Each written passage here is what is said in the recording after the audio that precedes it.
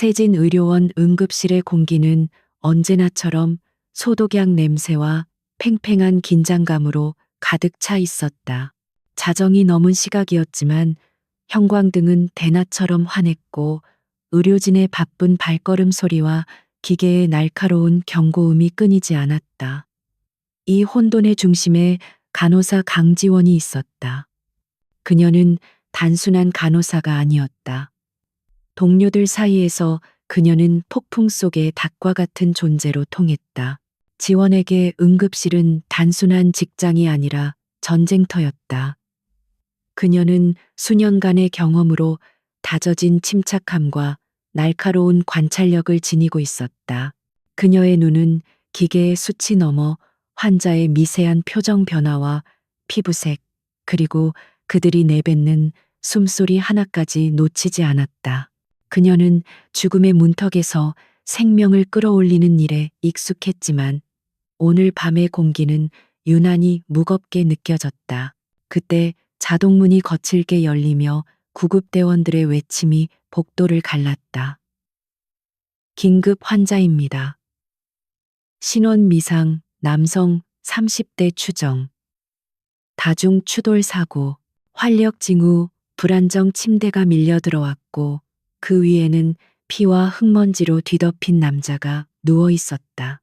그의 값비싼 정장은 갈기갈기 찢어져 있었지만 지워지지 않는 위험이 희미하게 남아 있었다. 지원은 즉시 환자에게 달려들었다. 그녀의 손이 능숙하게 움직였다. 혈압 60에 40 호흡 미약 의식 불명. 그녀가 외치며 환자의 동공을 확인했다.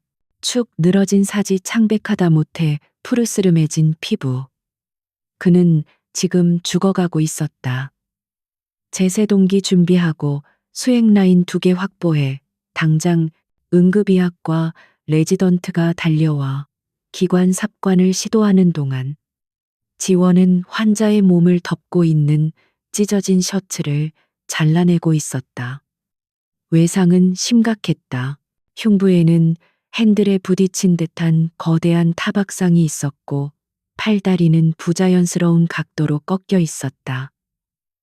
하지만 지원의 시선은 다른 곳에 고정되었다. 환자의 목 쇄골 바로 위. 사고와는 전혀 무관해 보이는 아주 미세한 주삿바늘 자국이었다. 그것은 너무나 작고 정교해서 대부분의 사람들은 사고로 인한 찰과상으로 오인하고 넘겼을 흔적이었다. 하지만 지원은 아니었다. 그녀는 그 자국 주변의 미묘한 피부 변색을 보았다. 그녀의 심장이 차갑게 내려앉았다. 이것은 단순한 교통사고가 아니다. 그녀의 직감이 날카롭게 경고했다. 그녀는 본능적으로 환자의 혈액 샘플을 채취하며 다른 간호사에게 속삭였다. 이거 독극물 검사까지 긴급으로 돌려줘요.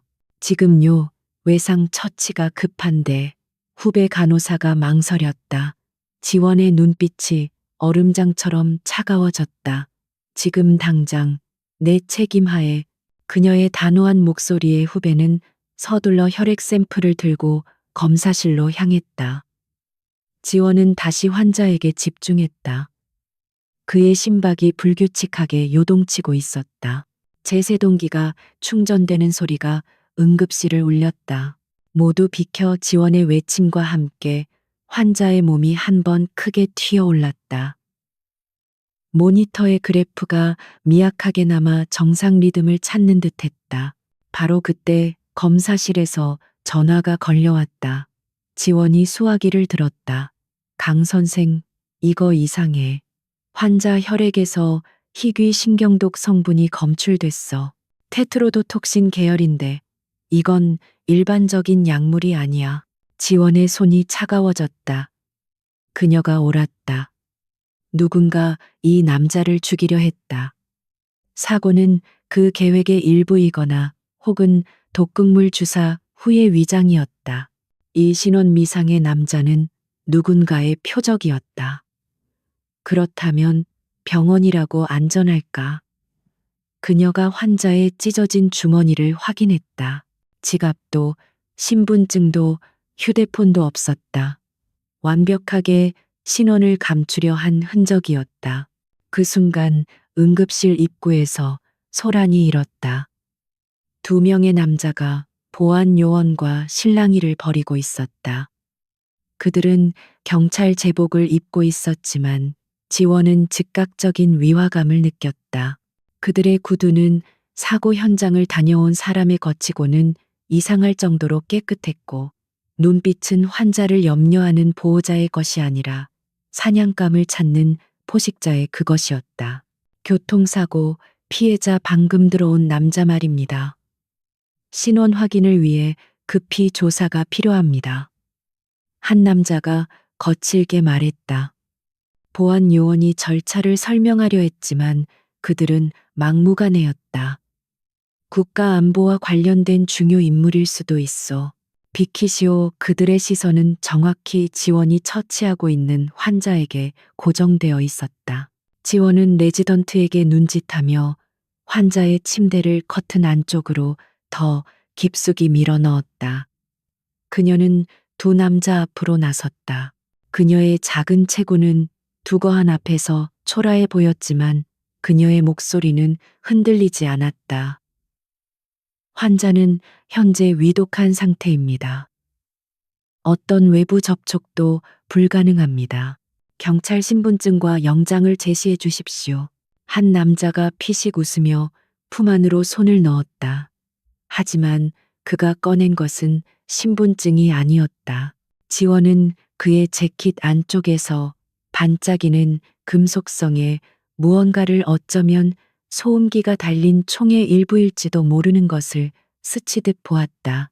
혹은 마무리를 위한 또 다른 주사기일 수도 있었다. 시간은 초를 다퉜다. 저기요, 지금 뭐 하시는 겁니까? 보안 요원이 그들의 앞을 막아섰다.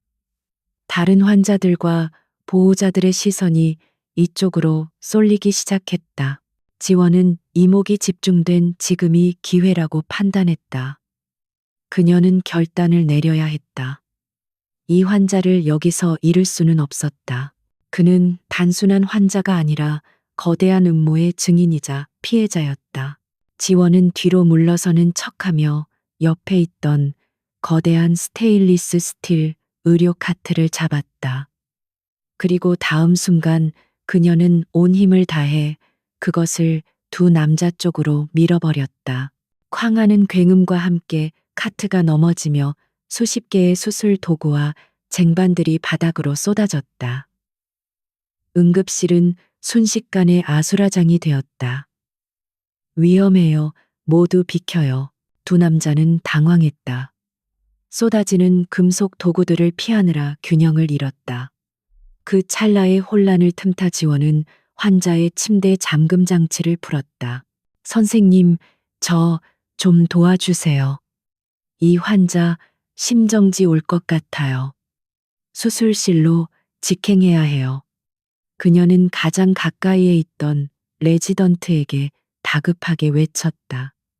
그녀의 연기는 완벽했다. 레지던트는 상황을 파악할 겨를도 없이 지원을 도왔다. 뭐 하는 거야? 멈춰. 가짜 경찰들이 소리쳤지만 이미 늦었다. 지원은 환자의 침대를 밀고 응급실 후문을 향해 전력 질주했다. 그곳은 수술실로 가는 직행 통로이자 동시에 직원 전용 비상복도와 연결되는 곳이었다. 그녀는 수술실로 가지 않을 생각이었다. 강지원, 너 지금 제정신이야. 레지던트가 그녀의 돌발 행동에 당황하며 소리쳤다. 죄송해요, 선생님. 하지만 저 사람들은 경찰이 아니에요. 저 환자를 죽이러 온 놈들이라고요. 지원이 복도를 달리며 외쳤다. 그녀의 말에는 의심할 여지 없는 확신이 담겨 있었다. 레지던트는 순간 망설였지만 응급실에서 들려오는 거친 고함 소리의 상황을 파악했다. 젠장, 저쪽이야. 잡아. 두 남자가 그들을 쫓아오기 시작했다. 이쪽으로. 레지던트가 앞장서서 다른 복도로 방향을 틀었다. 하지만 지원은 그를 따르지 않았다. 아니요, 선생님은 수술실 쪽으로 가서 보안팀을 불러주세요. 저는 이 환자를 숨겨야 해요. 그녀는 망설임 없이 반대 방향 중앙 공급실로 이어지는 어두운 복도로 침대를 밀고 들어갔다. 그곳은 병원의 심장부였지만 동시에 가장 복잡하고 낡은 구역이었다. 거대한 멸균 장비들과 수많은 물품들 사이로 난 좁은 통로. 지원은 이 병원의 구조를 누구보다 잘 알고 있었다. 그녀는 환자를 태운 침대를 멈추고 거대한 린넨 수납장 뒤의 좁은 공간으로 침대를 밀어 넣었다. 그리고 그녀 자신도 그 어둠 속으로 몸을 숨겼다. 복도 저편에서 거친 발소리와 고함 소리가 들려왔다. 어디로 갔어? 이쪽인가? 그들은 갈림길에서 망설이는 듯 했다. 지원은 숨을 죽였다. 그녀의 심장이 갈비뼈를 부술듯이 뛰었다. 그녀의 옆에는 여전히 의식불명인 남자가 미약한 숨을 내쉬고 있었다. 그녀는 이 남자의 이름도 정체도 몰랐지만 한 가지는 확실했다. 이 남자의 생명은 이제 전적으로 그녀의 손에 달려 있었다. 가짜 경찰들의 발소리가 점점 멀어졌다. 아마도 레지던트가 향한 수술실 쪽으로 쫓아간 모양이었다. 하지만 안심할 수는 없었다. 그들은 곧 이쪽을 다시 수색할 것이다. 지원은 남자의 상태를 살폈다. 그의 혈압은 여전히 위험 수위였고 독을 중화할 해독제가 시급했다. 하지만 응급실로 돌아갈 수는 없었다. 버텨야 해요, 제발. 지원이 남자의 뺨을 가볍게 치며 속삭였다.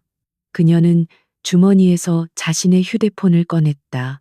전원을 켜자 희미한 불빛이 남자의 얼굴을 비췄다.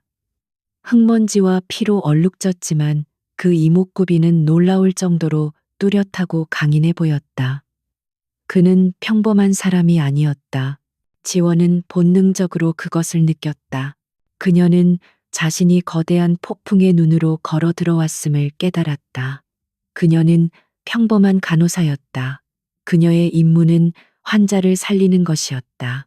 하지만 지금 그녀는 정체 모를 암살자들로부터 정체 모를 남자를 지키기 위해 병원 복도에 숨어 있었다. 그녀의 손에 들린 휴대폰이 진동했다. 응급실 동료에게서 온 문자였다. 지원아, 무슨 일이야? 경찰들이 너 찾고 있어. 난리 났어.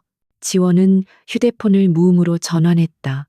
그녀는 이제 병원 내에 그 누구도 완전히 믿을 수 없었다. 그녀가 아는 것은 단 하나.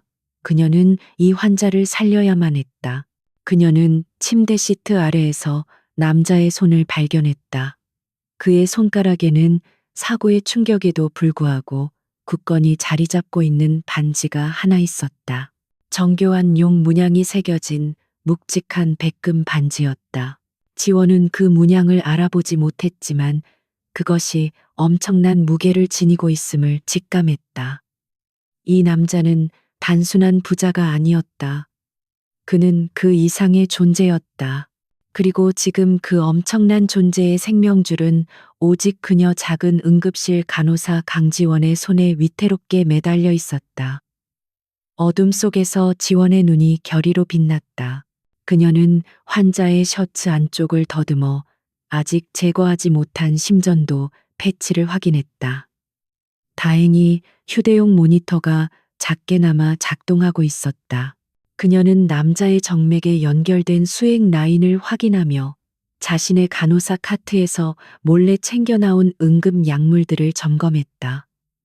그녀는 이곳에서 버텨야 했다. 적어도 이 남자가 눈을 뜰 때까지 혹은 안전한 탈출로를 찾을 때까지. 지원은 자신이 평생 동안 훈련받아온 모든 기술과 지식을 동원해야 한다는 것을 알았다.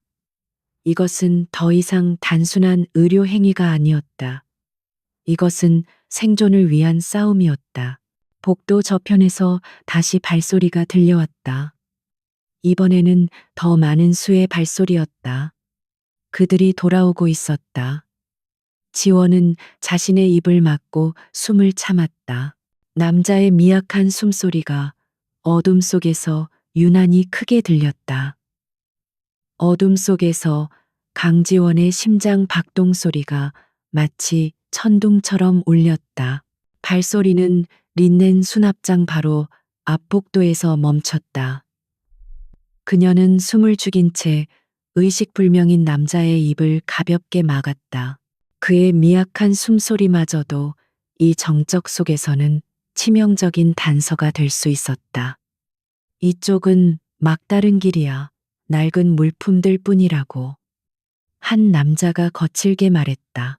그래도 확인해봐. 쥐새끼 한 마리라도 놓치면 안 돼. 다른 남자의 목소리는 더 냉정하고 계산적이었다. 지원은 눈을 감았다. 제발. 하지만 손전등 불빛이 수납장 틈새를 날카롭게 파고들었다. 다행히 그들은 침대가 숨겨진 깊숙한 곳까지는 비추지 못했다. 젠장 아무것도 없잖아. 반대쪽을 확인하자. 그 여자가 환자를 데리고 멀리 가지 못했을 거야. 발소리가 다시 멀어지기 시작했다. 지원은 몇 분이 더 흐른 뒤에야 참았던 숨을 내쉬었다.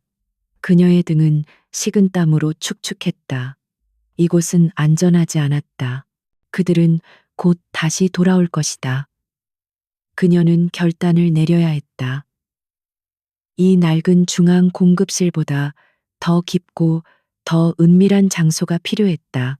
그녀는 병원의 지하, 지금은 거의 사용되지 않는 오래된 의료 기록 보관소 구역을 떠올렸다. 그곳은 병원 증축 이전에 사용되던 곳으로 지금은 잊힌 구역이었다. 지원은 환자의 침대를 다시 조심스럽게 밀기 시작했다. 삐걱거리는 바퀴 소리를 최소화하기 위해 온몸에 신경을 집중했다. 그녀는 직원용 비상 엘리베이터로 향했다. 다행히 이 시간이 구역을 지나는 사람은 아무도 없었다. 그녀는 자신의 직원 카드로 엘리베이터를 호출하고 지하 2층 버튼을 눌렀다. 지하 2층의 공기는 지상과는 확연히 달랐다. 곰팡이 냄새와 오래된 종이 냄새가 퀴퀴하게 섞여 있었다. 복도는 희미한 비상등만이 길을 밝히고 있었다. 지원은 낡은 의료 장비 보관소의 문을 열었다. 고장 난 제세동기 먼지 쌓인 인큐베이터 구형 엑스레이 기기들이 유령처럼 서 있었다. 이곳이라면 당분간은 시간을 벌 수 있을 것 같았다. 그녀는 환자를 침대에서 내려 비교적 깨끗한 구석으로 옮기고 낡은 시트를 깔아 임시 잠자리를 마련했다. 그리고는 자신이 챙겨온 응급 약물들을 확인했다. 혈압 유지제와 기본적인 항생제뿐이었다. 신경독을 중화시킬 해독제는 없었다. 환자의 상태가 악화되고 있었다. 열이 오르기 시작했고 숨소리가 거칠어졌다. 지원은 자신의 휴대폰을 다시 확인했다. 병원 내부 네트워크 접속이 차단되어 있었다. 동료 간호사에게서 온 문자 메시지는 불안감으로 가득 차 있었다. 지원아, 병원 전체가 난리야. SJ그룹 보안팀이 쫙 깔렸어. 이사장이 직접 보낸 사람들이래. 다들 너 찾고 있어. 네가 환자 납치했다고. 지원의 손이 차갑게 식었다. 그녀는 고립되었다. 병원 전체가 그녀의 적이 되었다. 그녀가 환자를 구하려 할수록 그녀는 더 깊은 함정 속으로 빠져들고 있었다. 그녀는 이제 그 누구도 믿을 수 없었다. 이 의식불명인 남자와 그녀 단둘만이 이 거대한 병원이라는 감옥에 갇힌 셈이었다.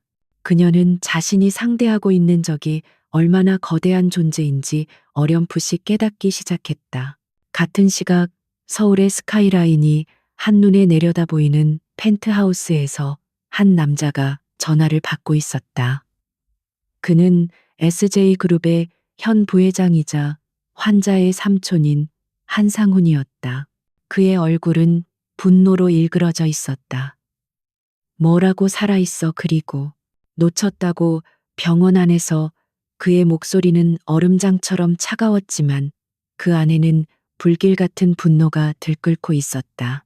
그는 전화를 끊고 어둠 속에서 잠시 생각에 잠겼다. 일이 꼬였다.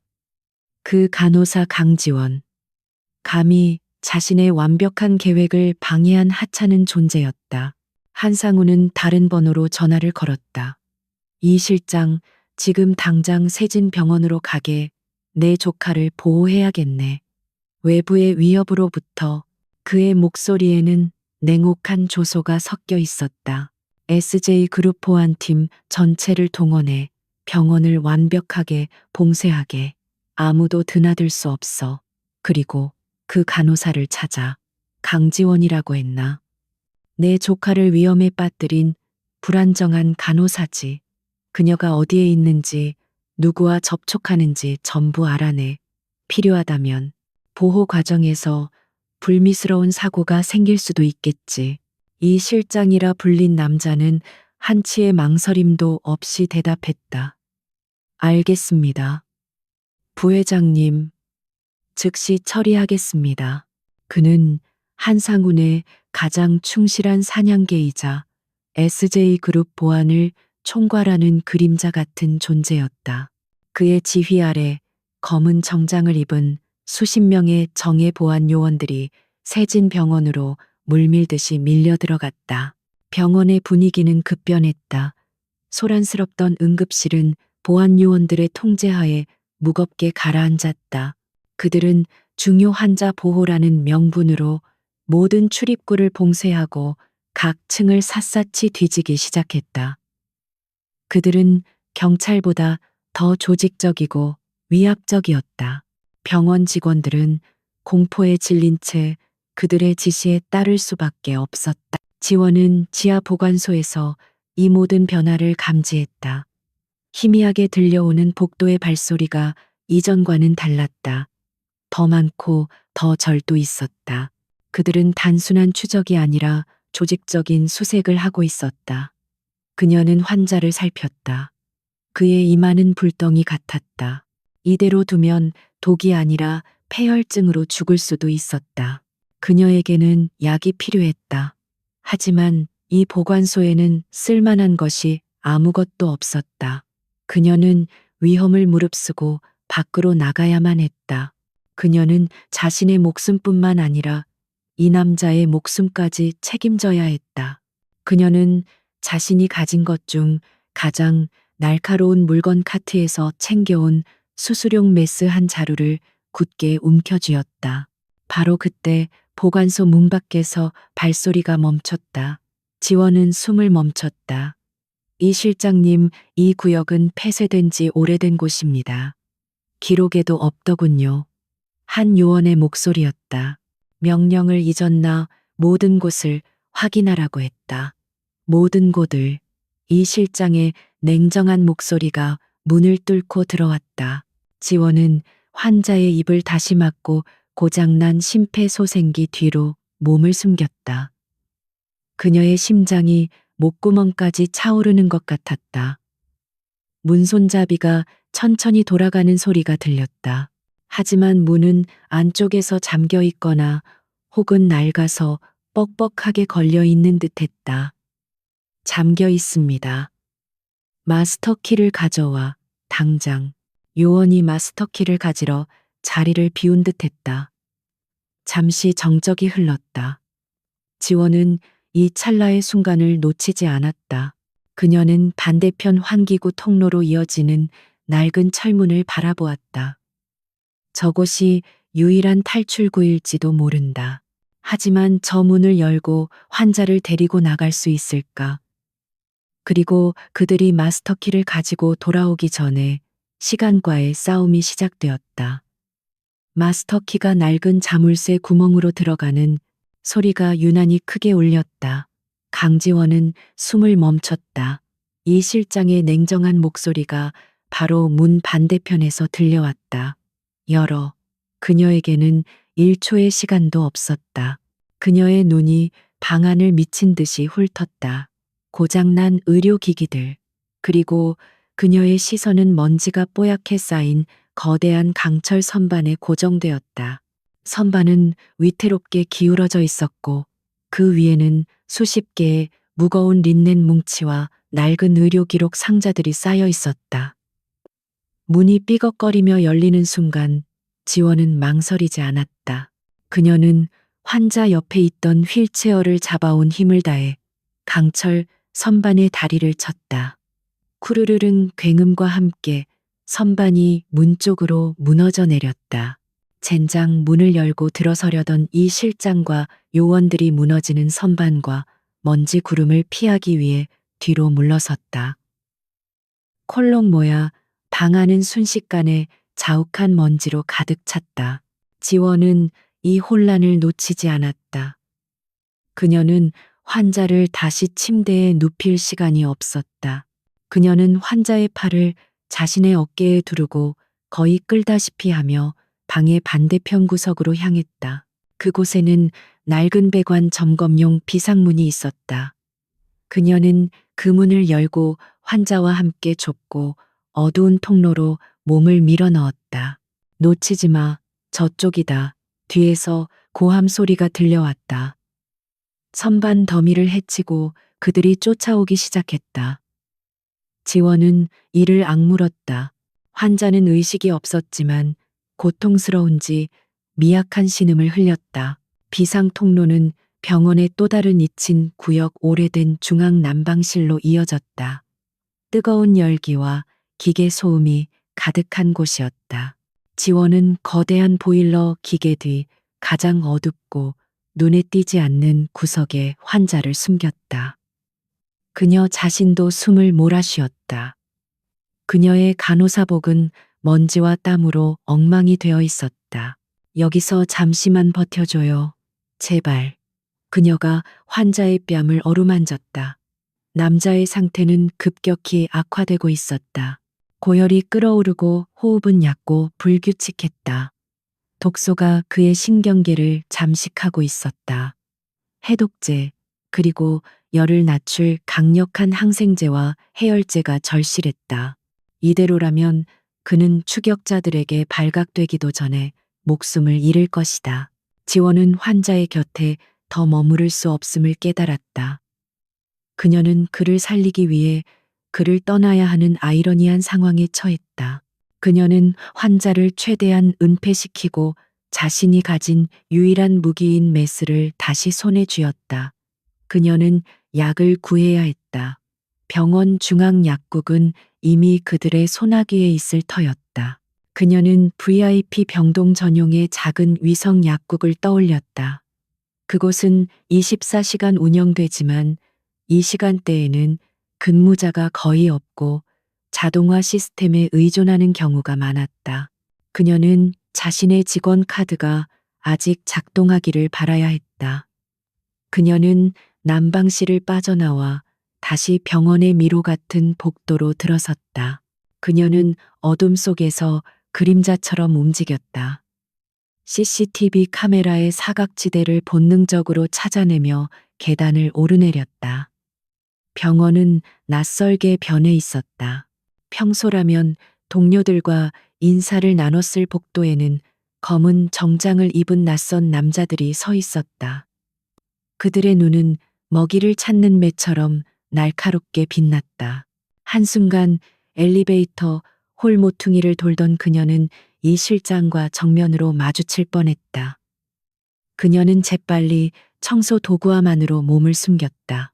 지하 구역은 샅샅이 뒤졌나 쥐새끼 한 마리도 빠져나가지 못하게 해 이 실장의 목소리가 바로 문 밖에서 들려왔다. 지원은 숨조차 쉴 수 없었다.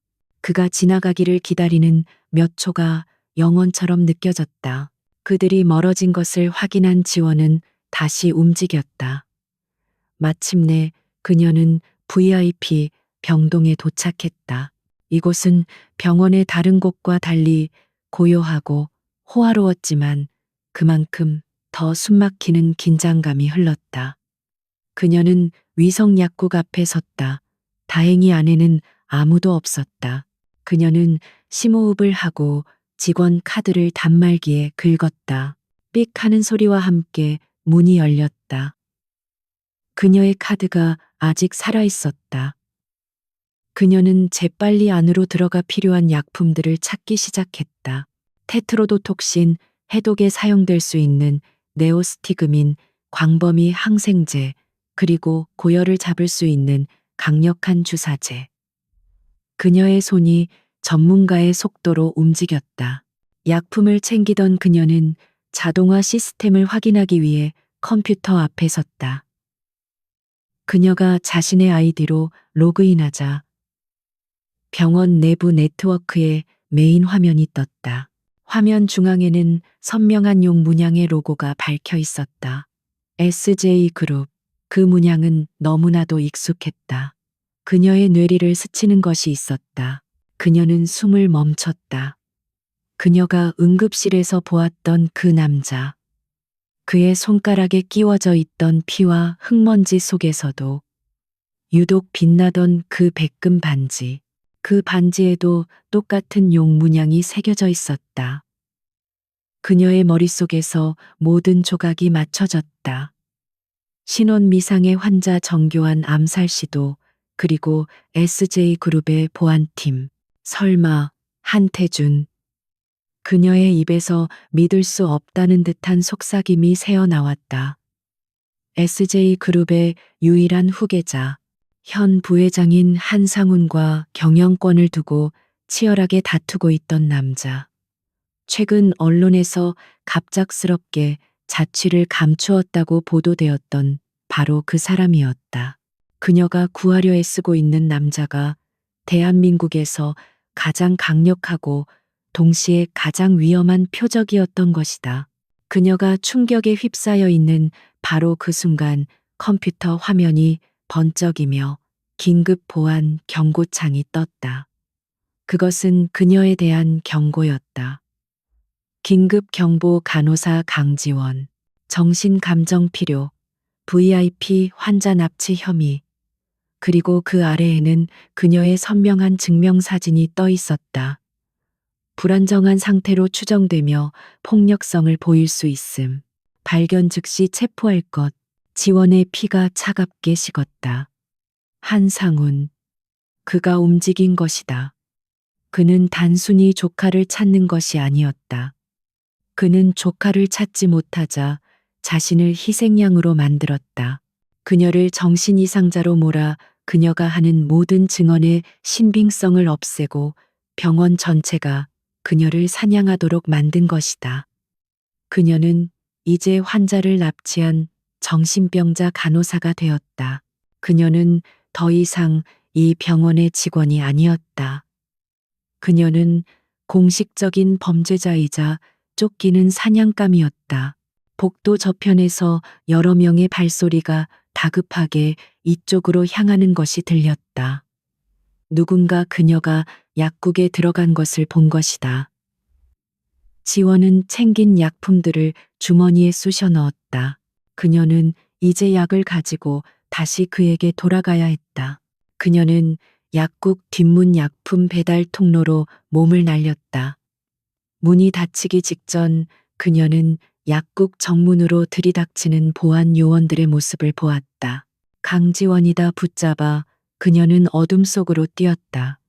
이제 그녀는 환자만 살려야 하는 것이 아니었다. 그녀는 자신의 목숨과 자신이 목격한 진실까지 지켜내야 했다. 병원은 거대한 함정이 되었고 그녀는 그 중심에 갇혀 있었다.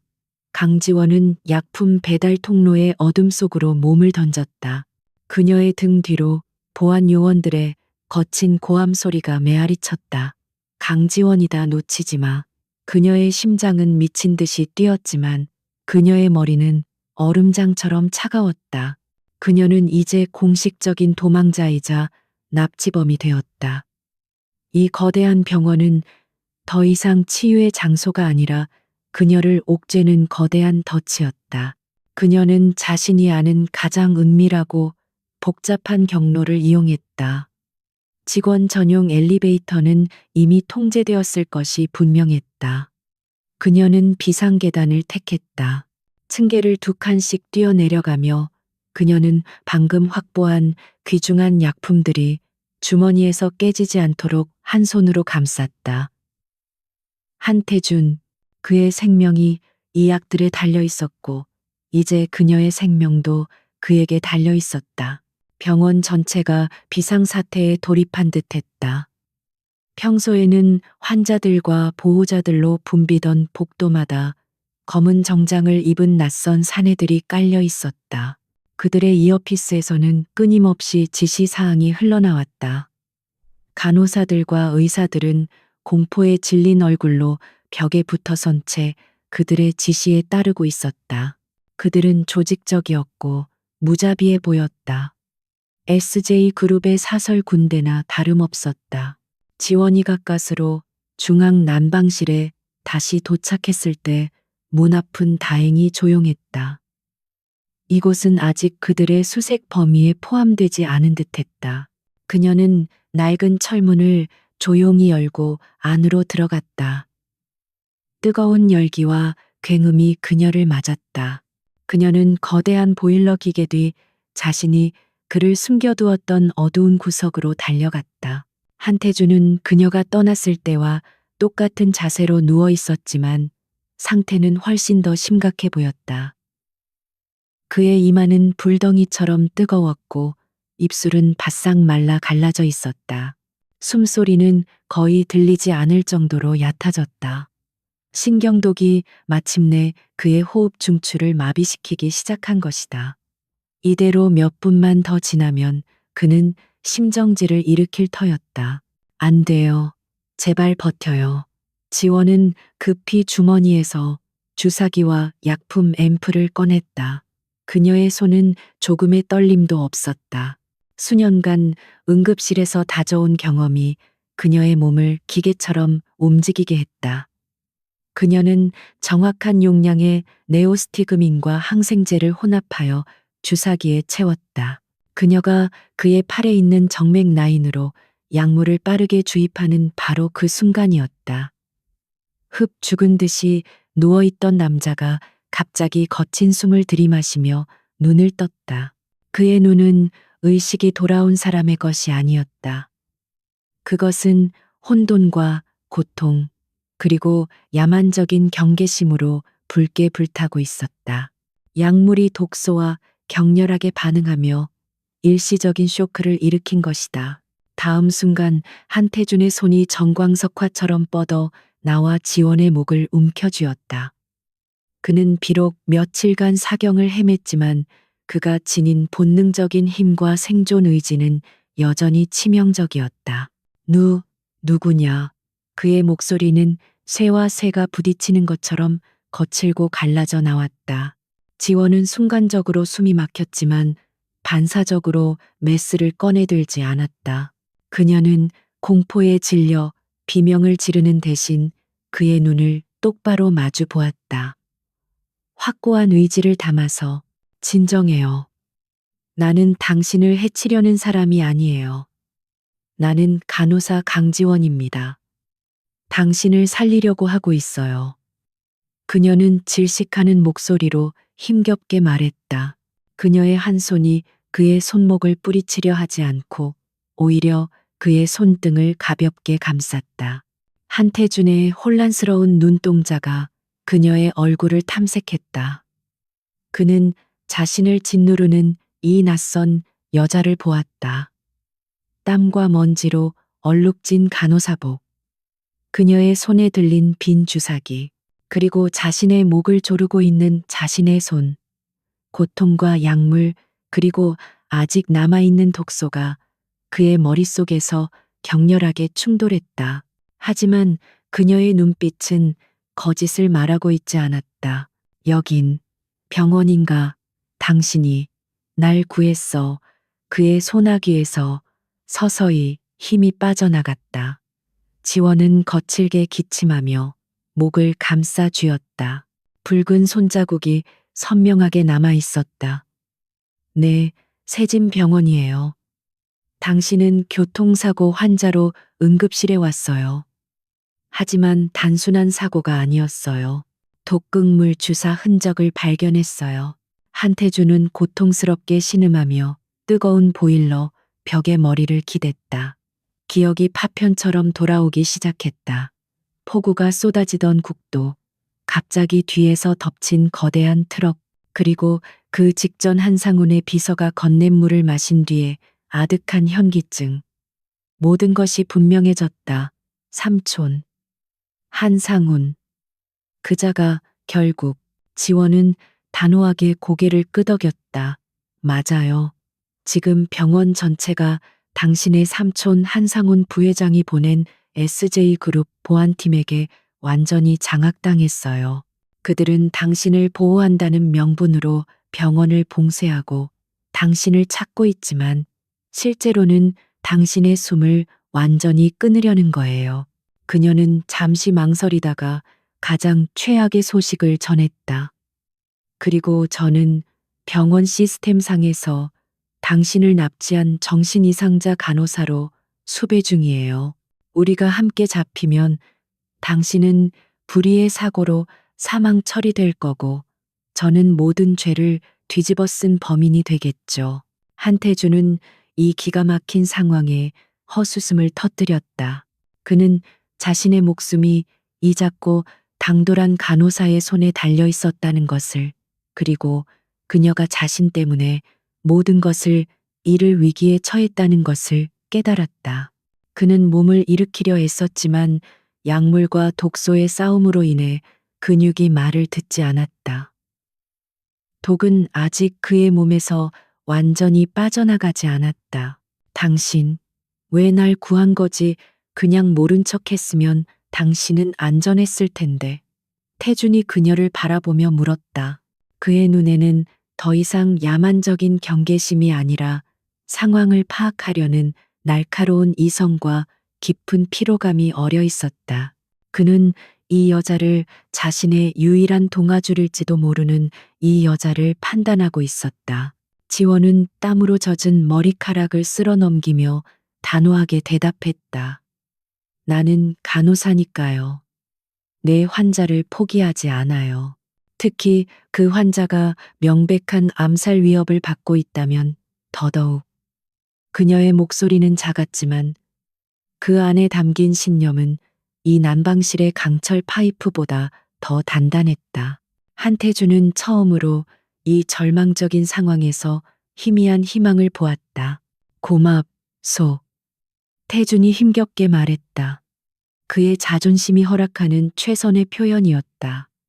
하지만 이제 당신도 안전하지 않아. 이 실장이 직접 왔다면 그들은 이 병원을 쥐잡듯이 뒤질 거야. 우린 여기서 나가야 해. 하지만 이 상태로는 그는 자신의 무력한 몸을 내려다보았다. 약효가 완전히 돌려면 시간이 좀 더 필요해요. 지원이 그의 상태를 재빨리 살피며 말했다. 동공 반응은 돌아왔고 호흡도 조금씩 안정을 찾고 있었다. 하지만 당신 말이 맞아요. 병원은 더 이상 안전한 곳이 아니에요. 그들이 이 낡은 난방실을 찾는 건 시간 문제일 거예요. 강제적인 동맹이 형성되었다. 대한민국에서 가장 강력한 재벌의 후계자. 그리고 이제는 병원 전체의 적이 된 평범한 간호사. 그는 생존을 위해 그녀의 전문적인 의료 기술에 의지해야 했고, 그녀는 이 지옥 같은 병원을 빠져나가기 위해 그의 적들에 대한 정보와 그의 명철한 두뇌에 의지해야 했다. 내 재킷, 사고 현장에서 수습되었을 텐데 안주머니에 위성 전화기가 있었어. 그것만 찾으면. 태준이 희미한 희망을 걸고 말했지만 지원이 그의 말을 잘랐다. 아무것도 없었어요. 당신은 들어올 때부터 신원 미상 환자였어요. 지갑도 휴대폰도 그 반지 외에는 아무것도.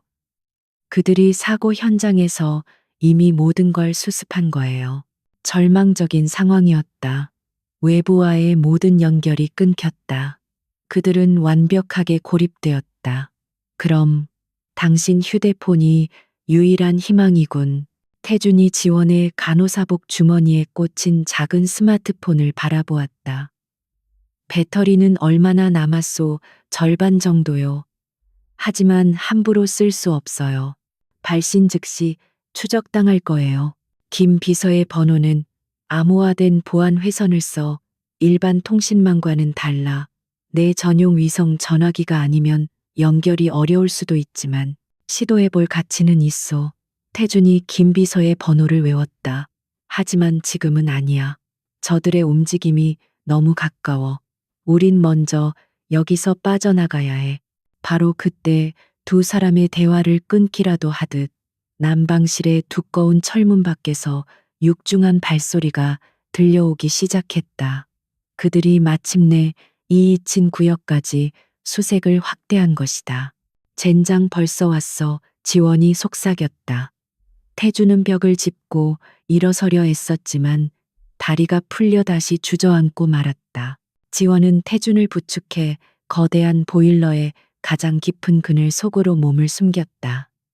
뜨거운 파이프가 바로 등 뒤에 있었지만 그들은 미동도 할 수 없었다. 태주는 아직 회복되지 않은 몸으로 고통을 참아내려 이를 악물었다. 지원은 그의 입을 막고 자신의 입도 막았다. 육중한 철문이 마침내 거친 소리를 내며 열렸다. 뜨거운 증기가 훅 끼쳐 들어오며 여러 개의 강력한 손전등 불빛이 어둠을 갈랐다. 이런 젠장 여긴 왜 이렇게 더워? 찜통이잖아.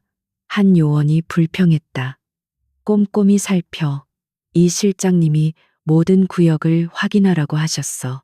특히 낡은 보일러실이나 환기구 같은 곳은 쥐새끼가 숨기 딱 좋으니까. 발소리가 그들이 숨은 곳으로 점점 다가왔다. 손전등 불빛이 그들의 발 바로 앞까지 비쳤다. 이 안쪽은 너무 뜨거워서 사람이 숨을 수 없습니다. 한 요원이 말했다. 거대한 기계들 뿐인 것 같은데요. 먼지만 잔뜩 쌓여 있고 그래도 확인해. 리더로 보이는 남자가 말했다. 그는 의심을 거두지 않았다. 그가 한 걸음 더 다가서는 순간 지원의 발에 무언가 바렸다. 낡은 금속 파이프 조각이었다. 그것이 쨍그랑하는 작지만 날카로운 소리를 내며 콘크리트 바닥을 굴렀다. 방금 무슨 소리였지? 요원들의 움직임이 즉시 멈췄다. 모든 손전등 불빛이 일제히 소리가 난 방향 바로 지원과 태준이 숨어 있는 보일러 뒤편에 가장 깊은 어둠을 향했다. 그들은 완벽하게 발각되었다. 거기 누구야? 당장 나와.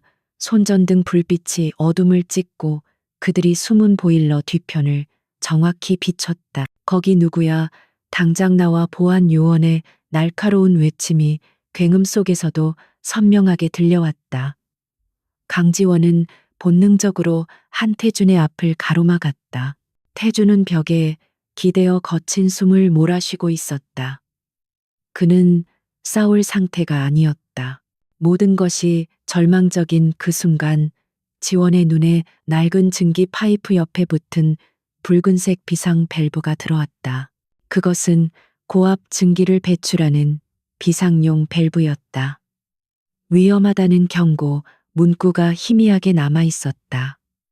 지원은 결단을 내렸다. 그녀는 태준의 귀에 대고 속삭였다. 귀 막아요. 꽉. 태준이 그녀의 의도를 파악할 새도 없이 지원은 자신이 가진 메스로 밸브의 안전핀을 거칠게 끊어낸 뒤 온몸에 체중을 실어 밸브를 돌려버렸다. 치익. 쾅. 밸브가 열리자 귀를 찢는 듯한 굉음과 함께 엄청난 양의 고압 증기가 분출되었다. 난방실은 순식간에 한 치 앞도 보이지 않는 뜨거운 수증기로 가득 찼다. 악. 뜨거워. 눈을 못 뜨겠어. 젠장. 요원들의 고통스러운 비명과 욕설이 증기 속에서 울려 퍼졌다. 그들의 손전등 불빛은 무용지물이 되었다. 지금이에요. 이쪽으로. 지원이 태준의 팔을 잡아 끌었다. 그녀는 이 낡은 난방실의 구조를 기억하고 있었다. 반대편 구석 지금은 사용되지 않는 폐기물 처리 통로로 이어지는 작은 유지보수 해치가 있었다. 그녀는 비틀거리는 태준을 거의 질질 끌다시피 하며 짙은 증기 속을 헤치고 나갔다. 놓쳤다 이쪽이야. 잡아. 증기 속에서 이 실장의 분노에 찬 목소리가 들려왔다. 그는 생각보다 빨리 상황을 파악했다. 발소리가 그들을 뒤쫓기 시작했다. 유지보수 통로는 좁고 어두웠으며 먼지와 거미줄로 가득했다. 태주는 아직 회복되지 않은 몸으로 인해 몇 번이나 넘어질 뻔했다. 그는 전적으로 지원의 부축에 의지하고 있었다. 그들의 추격전은 병원 지하의 가장 어둡고 잊힌 동맥을 따라 이어졌다. 지원은 태준을 재촉하며 달렸다. 그녀의 폐는 먼지와 뜨거운 공기로 타는 듯했다. 마침내 그들은 통로의 끝에 다다랐고 거대한 지하 세탁시설에 소음이 들려왔다. 그녀는 문을 밀고 나갔다. 거대한 세탁기와 건조기, 그리고 산더미처럼 쌓인 오염된 린넨 시트들이 가득한 광활한 공간이었다. 지원은 망설일 틈이 없었다. 그녀는 구석에 세워져 있던 폐기물 소각장으로 향하는 거대한 산업용 린넨 카트 하나를 발견했다. 카트 안은 피와 오물이 묻은 더러운 시트들로 가득 차 있었다. 들어가요. 빨리. 그녀가 태준을 카트 안으로 거의 밀어 넣었다. 그리고는 악취 나는 시트들로 그의 몸을 완벽하게 덮었다. 지원은 태연한 척, 그러나 지친 야간 근무자인 척 연기하며 카트를 밀기 시작했다. 그녀의 목표는 병원 건물의 가장 외진 곳에 있는 폐기물 처리 및 하역장이었다. 그녀가 세탁실 중앙을 가로지르는 순간 반대편 문이 거칠게 열리며 보안 요원들이 쏟아져 들어왔다. 그들은 사방을 미친 듯이 뒤지고 있었다. 이봐, 거기 지금 뭐 하는 거야? 한 요원이 지원을 발견하고 소리쳤다. 지원은 고개를 푹 숙인 채 잔뜩 짜증이 난 목소리로 대꾸했다. 보면 몰라요. 폐기물 처리하잖아요. 이것도 다 보안팀 허락받고 해야 돼요. 그녀의 연기는 완벽했다. 보안 검색 중이다. 이 카트 안에 뭐가 들었지? 다른 요원이 의심의 눈초리를 거두지 않고 다가왔다. 긴장감이 극에 달했다. 요원의 손이 카트를 덮고 있는 시트로 향했다. 카트 안에서 태주는 숨을 죽였다. 먼지와 악취 때문에 터져나오는 기침을 필사적으로 참고 있었다. 요원이 시트를 막 걷어내려는 바로 그 순간 그의 이어피스에서 이 실장의 다급한 목소리가 터져나왔다. 그들은 상층부로 이동한 것 같다. 멍청하게 거기 서 있지 말고 어서 지원해. 알겠습니다. 요원들은 망설일 틈도 없이 지원과 카트를 그대로 남겨둔 채 상층부로 향하는 엘리베이터 쪽으로 달려갔다. 지원은 안도의 한숨을 내쉴 틈도 없이 카트를 밀었다. 그녀는 마침내 차가운 밤 공기가 스며드는 폐기물 하역장에 도착했다. 사방은 조용했고 거대한 쓰레기 압축기만이 낮게 윙윙거리고 있었다. 그녀는 주위를 살핀 뒤 시트를 걷어냈다. 태주는 땀과 먼지로 범벅이 된 채 가쁜 숨을 몰아쉬고 있었다. 이제 휴대폰을 꺼내요. 태준이 힘겹게 말했다.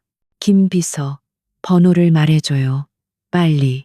지원이 자신의 휴대폰을 꺼내들었다. 태준은 암호화된 위성 전화번호를 천천히 하지만 정확하게 읊었다. 지원은 번호를 눌렀다. 신호음은 가지 않았다. 몇 초간의 침묵. 연결이 끊긴 것일까? 그때 찰칵하는 소리와 함께 지직거리는 잡음 너머로 목소리가 들려왔다. 누구? 김 비서님입니까? 한태준 이사님이 저와 함께 있습니다. 지금 세진병원입니다. 이사님 상태가 위독합니다. 추격당하고 있어요. 수화기 너머로 숨을 삼키는 소리가 들렸다. 그리고 이어진 목소리는 놀라울 정도로 침착하고 날카로웠다. 위치 5분 내로 도착합니다. 지원은 그들에게 폐기물 하역장의 정확한 위치를 알려주었다. 그들은 이제 기다려야 했다. 5분이라는 시간이 영원처럼 느껴졌다. 태주는 차가운 콘크리트 바닥에 주저앉아 가늘게 떨고 있었다. 바로 그때 하역장 입구의 어둠 속에서 발소리가 들려왔다. 보안 요원들이 돌아온 것일까? 지원이 태준을 부축하며 다시 숨을 곳을 찾는 순간 전조등을 끈 검은색 세단 한 대가 소리 없이 미끄러져 들어왔다. 뒷문이 열렸다. 단정하고 냉철한 인상의 남자가 그들을 바라보고 있었다. 이사님, 그는 김비서였다. 김비서는 태준의 상태를 보자마자 차에서 내려 그를 부축했다. 그는 지원을 위아래로 훑어보았다. 그녀의 엉망이 된 모습에 수많은 질문이 스쳤지만 그는 그저 고개를 숙였다. 타세요. 시간이 없습니다. 그들이 차에 올라타는 순간 병원 전체에 요란한 경보음이 울리기 시작했다. 그들이 탈출한 것을 알아챈 것이다. 차는 어둠 속으로 총알처럼 쏘아져 나갔다. 그들은 서울의 어두운 거리를 달려 교회의 한적한 곳으로 향했다. 차 안에는 침묵이 흘렀다. 지원은 그제야 자신이 겪은 일들의 무게를 실감하며 가늘게 떨었다. 그들은 마침내 현대적이지만 외부와 완벽히 차단된 한적한 별장에 도착했다. 김 비서가 지원을 도와 태준을 안으로 옮겼다. 그곳은 완벽한 의료시설이 갖춰진 비밀 안전가옥이었다. 여기서부터는 제가 지원이 직업적인 본능으로 말문을 열었지만 김 비서가 그녀를 막았다. 아니요, 간호사님. 이제부터는 저희가 모시겠습니다. 이사님을. 그리고 간호사님도요. 태주는 깨끗한 침대에 눕혀졌다. 그는 지독한 피로와 독소의 잔재 속에서도 의식을 잃기 전 자신을 구한 여자를 바라보았다. 그의 눈은 이제 혼돈이 아니라 명료한 이성으로 빛나고 있었다. 당신 이름이 뭐지? 강지원입니다. 태주는 희미하게 고개를 끄덕였고 마침내 깊은 잠에 빠져들었다. 지원은 벽에 기댄 채 그대로 주저앉았다. 아드레날린이 빠져나가자 온몸이 납처럼 무거웠다. 탈출은 끝났지만 진짜 전쟁은 이제 막 시작된 것이었다. 안전가옥의 아침은 지독했던 병원의 소독약 냄새 대신 숲의 맑은 공기로 채워져 있었다. 강지원은 거의 뜬 눈으로 밤을 새웠지만 피곤함보다는 묘한 긴장감이 그녀를 지배했다. 한태주는 김 비서가 부른 전문 의료팀의 집중 치료를 받고 빠르게 안정을 되찾고 있었다.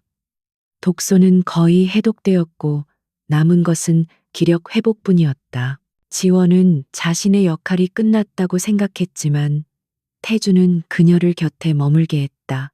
그는 이제 환자복이 아닌 편안한 실내복을 입고 있었고 핏기 없던 얼굴에도 서서히 혈색이 돌아오고 있었다. 하지만 그의 눈빛은 여전히 병원에서 깨어났을 때처럼 날카롭고 예리했다. 그는 며칠 만에 지옥의 문턱에서 돌아온 사람이었다. 강지원 간호사, 태준이 그녀를 불렀다. 그의 목소리는 여전히 잠겨 있었지만 특유의 위험이 묻어났다. 어제 내가 확보한 약품에 대해 자세히 말해줄 수 있어. 그는 단순한 감사를 표하는 것이 아니었다. 그는 정보를 수집하고 있었다. 반격을 준비하는 포식자처럼 지원은 침착하게 자신이 약국에서 확인한 약품들의 목록을 읊었다. 네오스티그민과 아트로핀을 사용했습니다.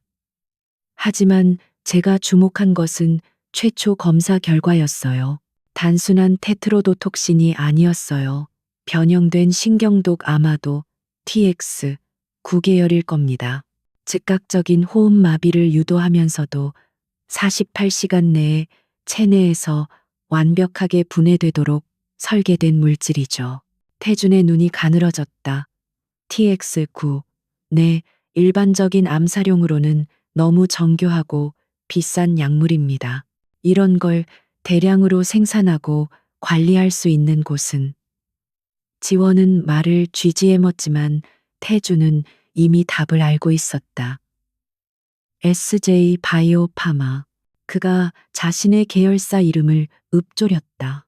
그것은 한상훈이 직접 관리하는 그룹 내에서도 가장 비밀스러운 생명공학 자회사였다. 이로써 모든 것이 명백해졌다. 이것은 외부의 공격이 아닌 가장 가까운 혈육에 의한 치밀하고 조직적인 암살 시도였다. 한상우는 자신의 손에 조카의 피를 묻힐 완벽한 독을 가지고 있었던 것이다. 태준의 주먹이 하얗게 쥐어졌다. 바로 그때 김 비서가 태블릿 PC를 들고 방으로 들어왔다. 그의 표정은 어두웠다. 이사님, 언론 보도가 시작되었습니다. 그가 화면을 켠 순간 뉴스 앵커의 냉정한 목소리가 흘러나왔다. SJ그룹 한태준 후계자 수백억 원대 비자금 횡령 혐의로 내부 감사 중 잠적, 세진병원 간호사 강지원 망상장애로 환각 증세 보여. 앵커는 강지원이 한태준에게 비정상적으로 집착했으며 그를 납치하여 도주했을 가능성이 크다고 보도했다.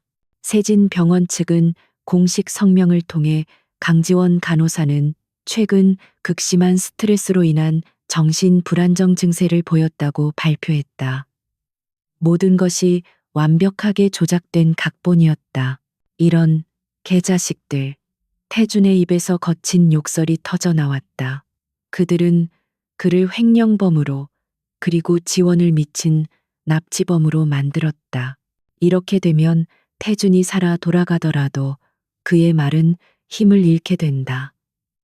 횡령 혐의를 덮기 위해 삼촌을 모함하는 파렴치한이 될 뿐이었다. 그리고 유일한 증인인 강지원은 정신병자가 되었다. 증거가 필요해요. 지원이 차갑게 말했다. 그녀는 분노에 떨고 있었지만 오히려 머리는 더 명확해졌다. 당신의 말도 제 말도 이제 아무도 믿지 않을 거예요. 우리에겐 그들이 반박할 수 없는 객관적인 증거가 필요합니다. 증거라니 그들은 이미 모든 것을 장악했소. 병원의 모든 기록은 그들의 손에, 아니요, 모든 것을 장악하진 못했어요. 지원이 태준의 말을 잘랐다. 그들은 저를 정신병자로 몰기 위해 제 의료 기록 접근 권한을 차단하고 가짜 진단서를 만들었을 겁니다. 하지만 그들은 제가 응급실에서 처음 지시했던 독극물 검사 원본과 그들이 응급실을 습격했을 때의 원본 CCTV 영상을 놓쳤을 수도 있어요. 그녀는 병원의 시스템을 떠올렸다. 중앙 서버는 이 실장이 장악했겠지만 백업 서버는 물리적으로 다른 곳에 보관되며 특정 시간대에만 동기화된다. 그녀가 공격당했던 그 혼란의 순간 그 기록들은 아직 백업 서버에 남아있을 가능성이 있었다. 제가 가야 해요. 세진 병원으로 미쳤소. 태준이 격렬하게 반대했다. 그는 침대에서 몸을 일으키려다 비틀거렸다. 김 비서가 그를 부축했다. 당신은 지금 대한민국에서 가장 유명한 납치범이야. 병원 정문은커녕 근처에 가기도 전에 그들에게 잡힐 거요. 이 실장은 짐승 같은 놈이야. 당신을 보면 그 자리에서 그래서 제가 가야 하는 거예요. 지원의 눈빛은 흔들리지 않았다. 당신은 한태준입니다. 당신이 움직이면 모두가 주목해요. 하지만 저는 강지원입니다. 그들의 눈에 저는 그저 겁에 질려 도망 다니다가 결국 잡힐 미친 간호사일 뿐이죠. 그들은 저를 얕보고 있을 거예요. 그게 제 무기입니다. 그녀는 김 비서를 바라보았다. 저를 도와주실 수 있나요? 병원의 시스템 구조는 제가 알아요. 하지만 그들의 경비망을 뚫고 서버실에 접근하려면 김 비서님의 도움이 필요해요. 위조된 신분증이나 최소한의 보안을 통과할 수 있는 장비가 필요합니다. 태주는 이 당돌하고 무모한 여자를 노려보았다. 그녀는 자신의 목숨을 구한 은인이었지만 동시에 그가 평생 만나본 그 어떤 사람보다 고집이 셌다. 하지만 그는 그녀의 말이 옳다는 것을 알았다. 이 싸움은 증거 없이는 이길 수 없었다. 그는 결국 패배를 인정하듯 길게 숨을 내쉬었다. 김 비서, 필요한 모든 것을 지원하게. 몇 시간 후 강지원은 더 이상 간호사가 아니었다. 그녀는 짙은 회색의 병원 시설 관리팀 유니폼을 입고 있었다. 낮은 창에 모자를 깊게 눌렀었고 얼굴의 절반은 방역용 마스크로 가렸다. 김 비서는 그녀에게 병원 하층부 보안 구역을 통과할 수 있는 복제된 마스터 카드키와 서버의 데이터를 즉시 복제할 수 있는 소형 USB 드라이브를 건넸다. 이 카드키는 30분 동안만 유효합니다. 그 안에 모든 것을 끝내야 합니다. 김 비서의 목소리는 무거웠다. 그리고 만약의 경우를 대비해 그가 작은 호신용 스프레이를 건넸다. 이 실장은 상대하지 마십시오. 그는 사람이 아닙니다. 태주는 휠체어에 앉은 채 그녀를 배웅했다. 그는 아무 말도 하지 않았지만 그의 눈빛은 수천 마디의 말을 하고 있었다. 살아서 돌아오시오. 지원은 고개를 끄덕이고 다시 한번 지옥이 되어버린 자신의 일터로 향했다. 세진 병원의 공기는 그녀가 탈출할 때보다 훨씬 더 살벌해져 있었다. SJ그룹 보안 요원들은 이제 병원 직원처럼 행세하며 곳곳에 배치되어 있었다. 지원은 모자를 더 깊이 눌러쓴 채 시설 관리팀의 청소 카트를 밀며 자연스럽게 움직였다. 그녀의 심장은 갈비뼈를 부술듯이 뛰었지만 그녀의 걸음걸이는 조금도 망설임이 없었다. 그녀는 직원용 엘리베이터 대신 오직 시설 관리팀만이 아는 낡은 화물 엘리베이터를 이용해 지하 3층 중앙 서버실로 향했다. 그녀의 계획대로라면 그곳은 최소한의 인원만이 경비를 서고 있을 터였다. 복도는 예상대로 조용했다. 하지만 서버실 입구에는 2명의 보안 요원이 버티고 서 있었다. 지원은 당황하지 않았다. 그녀는 반대편 복도에 있는 화재 경보기를 바라보았다. 그녀는 근처의 배전반을 열고 김 비서가 알려준 대로 특정 전선을 합선시켰다. 지지직 스파크가 튀며 복도 전체에 날카로운 화재 경보음이 울리기 시작했다. 젠장 뭐야 화재. 두 요원은 당황했다. 한 명이 상황을 파악하기 위해 경보기가 울리는 쪽으로 달려갔다. 남은 한 명은 서버실 앞을 지켰지만 무전으로 계속 보고하느라 정신이 없었다. 지원은 바로 그 순간을 노렸다. 그녀는 카트를 밀고 그에게 다가갔다. 이쪽 구역 소화 시스템 점검해야 하는데요. 요원은 짜증스럽게 그녀를 쳐다봤다. 지금 바쁜 거 안 보여 저리 비켜 하지만 지금 점검 안 하면 화재 시 시스템이. 지원이 계속 말을 거는 사이 그녀의 손이 재빠르게 움직여 카드리더기에 김 비서가 준 마스터키를 스치듯 긁었다. 삑 하는 작은 승인음이 경보음에 묻혔다. 아, 알았어, 알았다고 젠장 요원이 소리치는 순간 지원은 이미 카트를 돌려 반대편 복도로 사라지는 척했다. 그리고 요원의 시선이 무전기로 향한 틈을 타 재빨리 잠금이 해제된 서버실 문을 열고 안으로 미끄러져 들어갔다. 문이 소리 없이 닫혔다. 서버실 내부는 수천 개의 푸른 불빛과 함께 차가운 공기가 순환하고 있었다. 그녀는 시간이 없었다.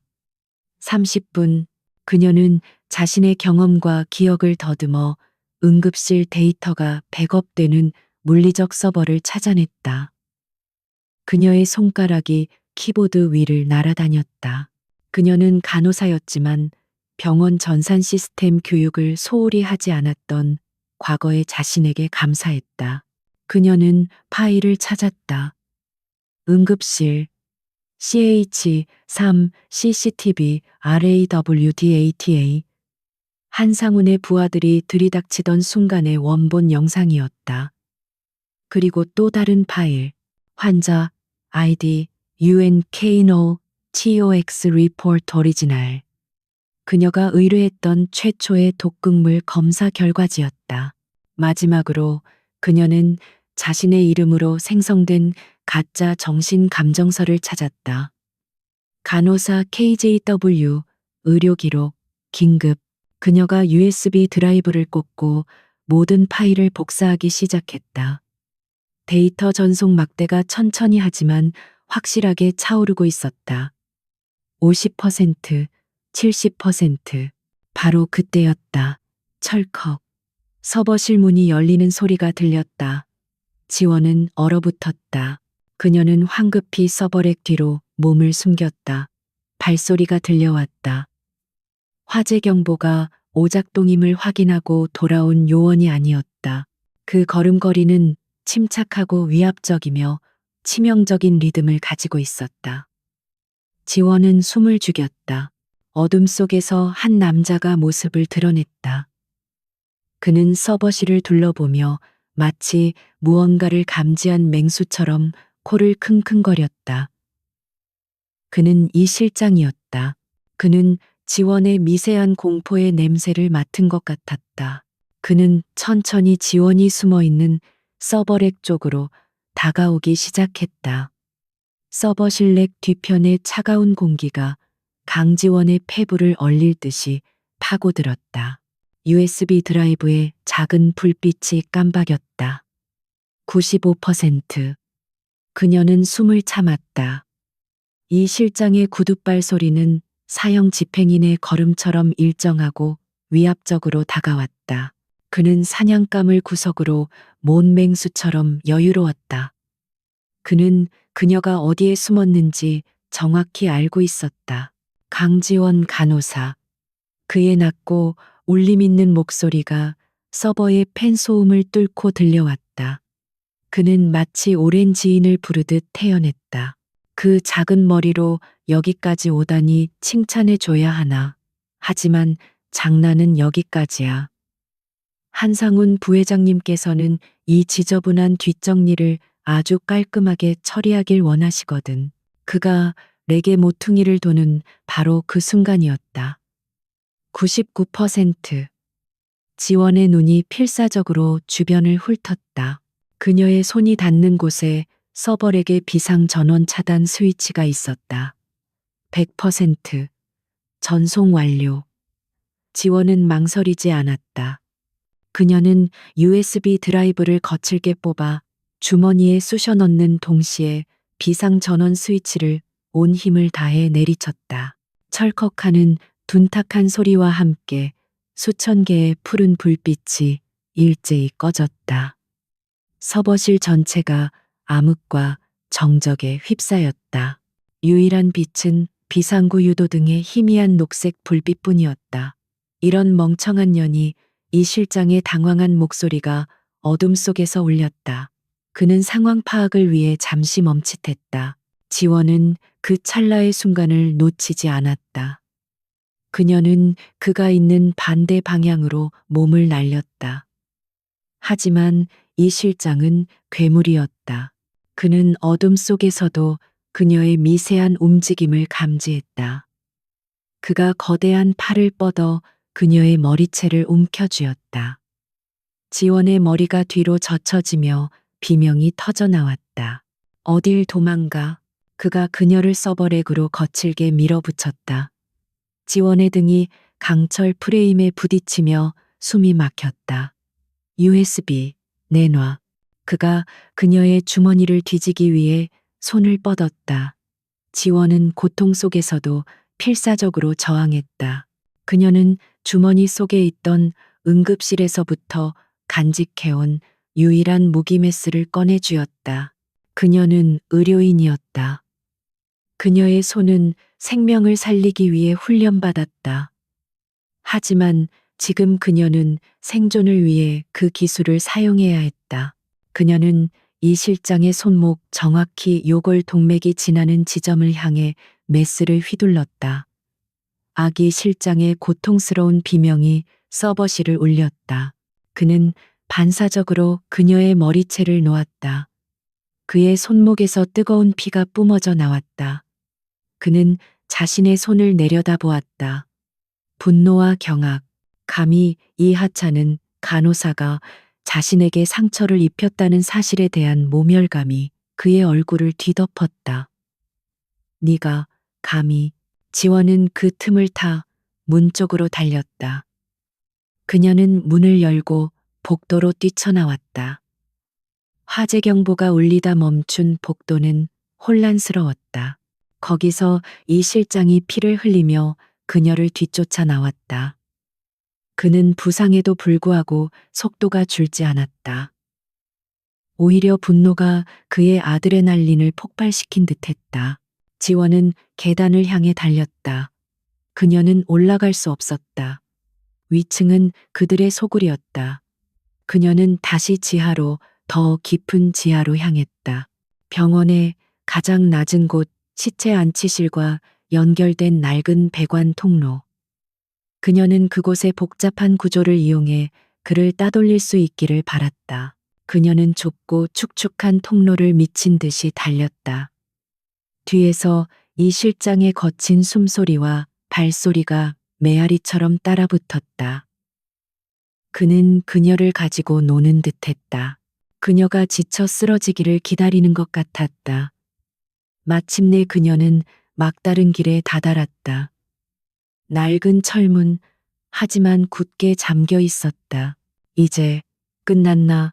이 실장이 어둠 속에서 천천히 모습을 드러냈다. 그의 피 흘리는 손이 기괴하게 뒤틀려 있었다. 그의 눈은 사리로 번뜩였다. 그는 지원에게 천천히 다가왔다. USB만 넘겼으면 조용히 끝났을 텐데. 넌 너무 많은 걸 받고 너무 많은 걸 가졌어. 그가 손을 뻗어 지원의 목을 조르려던 순간이었다.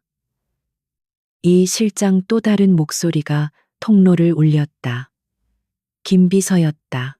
그는 지원이 30분 이상 연락이 없자 최악의 상황을 가정하고 직접 병원으로 잠입한 것이었다. 김비서는 이 실장과 대치했다. 그는 태권도 유단자였지만 이 실장은 그 이상이었다. 김비서, 네가 왜 여길? 태준이 놈의 충견 노릇도 이젠 끝이야. 이 실장이 비웃으며 김비서에게 달려들었다. 두 남자의 격렬한 격투가 좁은 통로에서 벌어졌다. 김비서는 필사적으로 싸웠지만 부상당한 이 실장의 힘은 여전히 압도적이었다. 지원 씨 먼저 가요. 어서. 지원은 망설였다. 하지만 그녀는 자신이 여기서 잡히면 모든 것이 끝난다는 것을 알았다. 그녀는 김 비서의 희생을 뒤로하고 그가 열어준 다른 비상 통로를 향해 달렸다. 그녀는 눈물을 흘리며 달렸다. 그녀가 지상으로 통하는 환기구에 거의 다다랐을 때 뒤에서 탕 하는 둔탁한 총성이 한 발 울렸다. 지원의 심장이 멎는 듯했다. 그녀는 감히 뒤를 돌아보지 못했다. 그녀는 환기구를 기어 나와 병원 뒤편의 어두운 골목으로 몸을 굴렸다. 그녀는 엉망이 된 채 약속된 장소로 향했다. 검은색 세단이 그녀를 기다리고 있었다. 그녀는 차에 타자마자 문을 잠갔다. 그녀의 손에는 피와 먼지로 뒤덮인 USB 드라이브가 굳게 쥐어져 있었다. 같은 시각 한상훈 부회장은 자신의 펜트하우스에서 전화를 받았다. 이 실장이었다. 처리했나? 아니, 놓쳤습니다. 김비서 놈까지 나타났습니다. 한상훈의 얼굴이 분노로 일그러졌다. 그는 믿었던 사냥개가 실패했다는 사실에 치를 떨었다. 그 간호사년이 감히 그는 더 이상 기다릴 수 없었다. 계획을 변경한다. 그년이 데이터를 가졌든 말든 상관없어. 그들이 그걸 공개하기 전에 내가 먼저 모든 것을 끝낸다. 한상우는 비서실에 전화를 걸었다. 그의 목소리는 강철처럼 차갑고 단호했다. 지금 즉시 SJ그룹 이사 전원에게 긴급 이사회 소집을 통보해. 내일 오전 9시 안건은 한태준 이사 해임 및 신임 이사회 의장 선임건이다. 불참하는 이사들은 나를 배신하는 것으로 간주하겠다고 전해. 그는 전화를 끊었다. 주사위는 던져졌. 그는 이제 그 누구도 자신을 막을 수 없다고 확신했다. 검은색 세단이 안전가옥의 지하차고로 미끄러져 들어왔다. 문이 열리자마자 강지원은 거의 쓰러지듯 차에서 내렸다. 그녀의 얼굴은 흙먼지와 눈물로 얼룩져 있었고 시설관리팀 유니폼은 찢어지고 피가 묻어 있었다. 그녀는 비틀거리며 집 안으로 들어섰다. 휠체어에 앉아 초조하게 그녀를 기다리던 한태주는 그녀의 엉망이 된 모습을 보고 얼굴이 굳어졌다. 그의 시선은 그녀의 손에 묻은 피, 그리고 그녀의 눈에 서린 깊은 충격에 고정되었다. 강지원 씨. 그 피는, 지원은 고개를 저었다. 제 피가 아니에요. 그녀는 떨리는 손으로 주머니에서 피와 먼지로 더러워진 USB 드라이브를 꺼내 그에게 내밀었다. 여기, 당신이 필요로 하던 모든 게 담겨 있어요. 태주는 USB를 받아들었지만 그의 시선은 그녀에게서 떠나지 않았다. 김 비서는 같이 갔던 김 비서는 어디 있소? 지원은 입술을 깨물었다. 그녀의 눈에 다시 눈물이 고였다. 그가 절 구했어요. 이 실장에게서. 그녀는 목이 메어 말을 잇지 못하고 좁은 통로에서 벌어졌던 격렬한 싸움과 마지막에 들렸던 둔탁한 총성을 힘겹게 묘사했다. 한태준의 턱 근육이 경직되었다. 그는 눈을 감았다. 김 비서는 단순한 비서가 아니었다. 그는 태준의 아버지 때부터 그를 지켜봐온, 그가 유일하게 신뢰했던 충직한 동료이자 형제 같은 존재였다. 그를 잃었다는 사실은 태준의 심장을 얼음 송곳으로 찌르는 듯한 고통을 안겨주었다. 하지만 그는 슬퍼할 시간이 없었다. 그의 슬픔은 차가운 분노로 강철 같은 결의로 바뀌었다. 그의 희생을 헛되이 만들지 않겠소.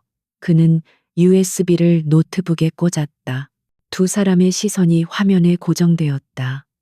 그들이 목숨을 걸고 가져온 데이터가 눈앞에 펼쳐졌다.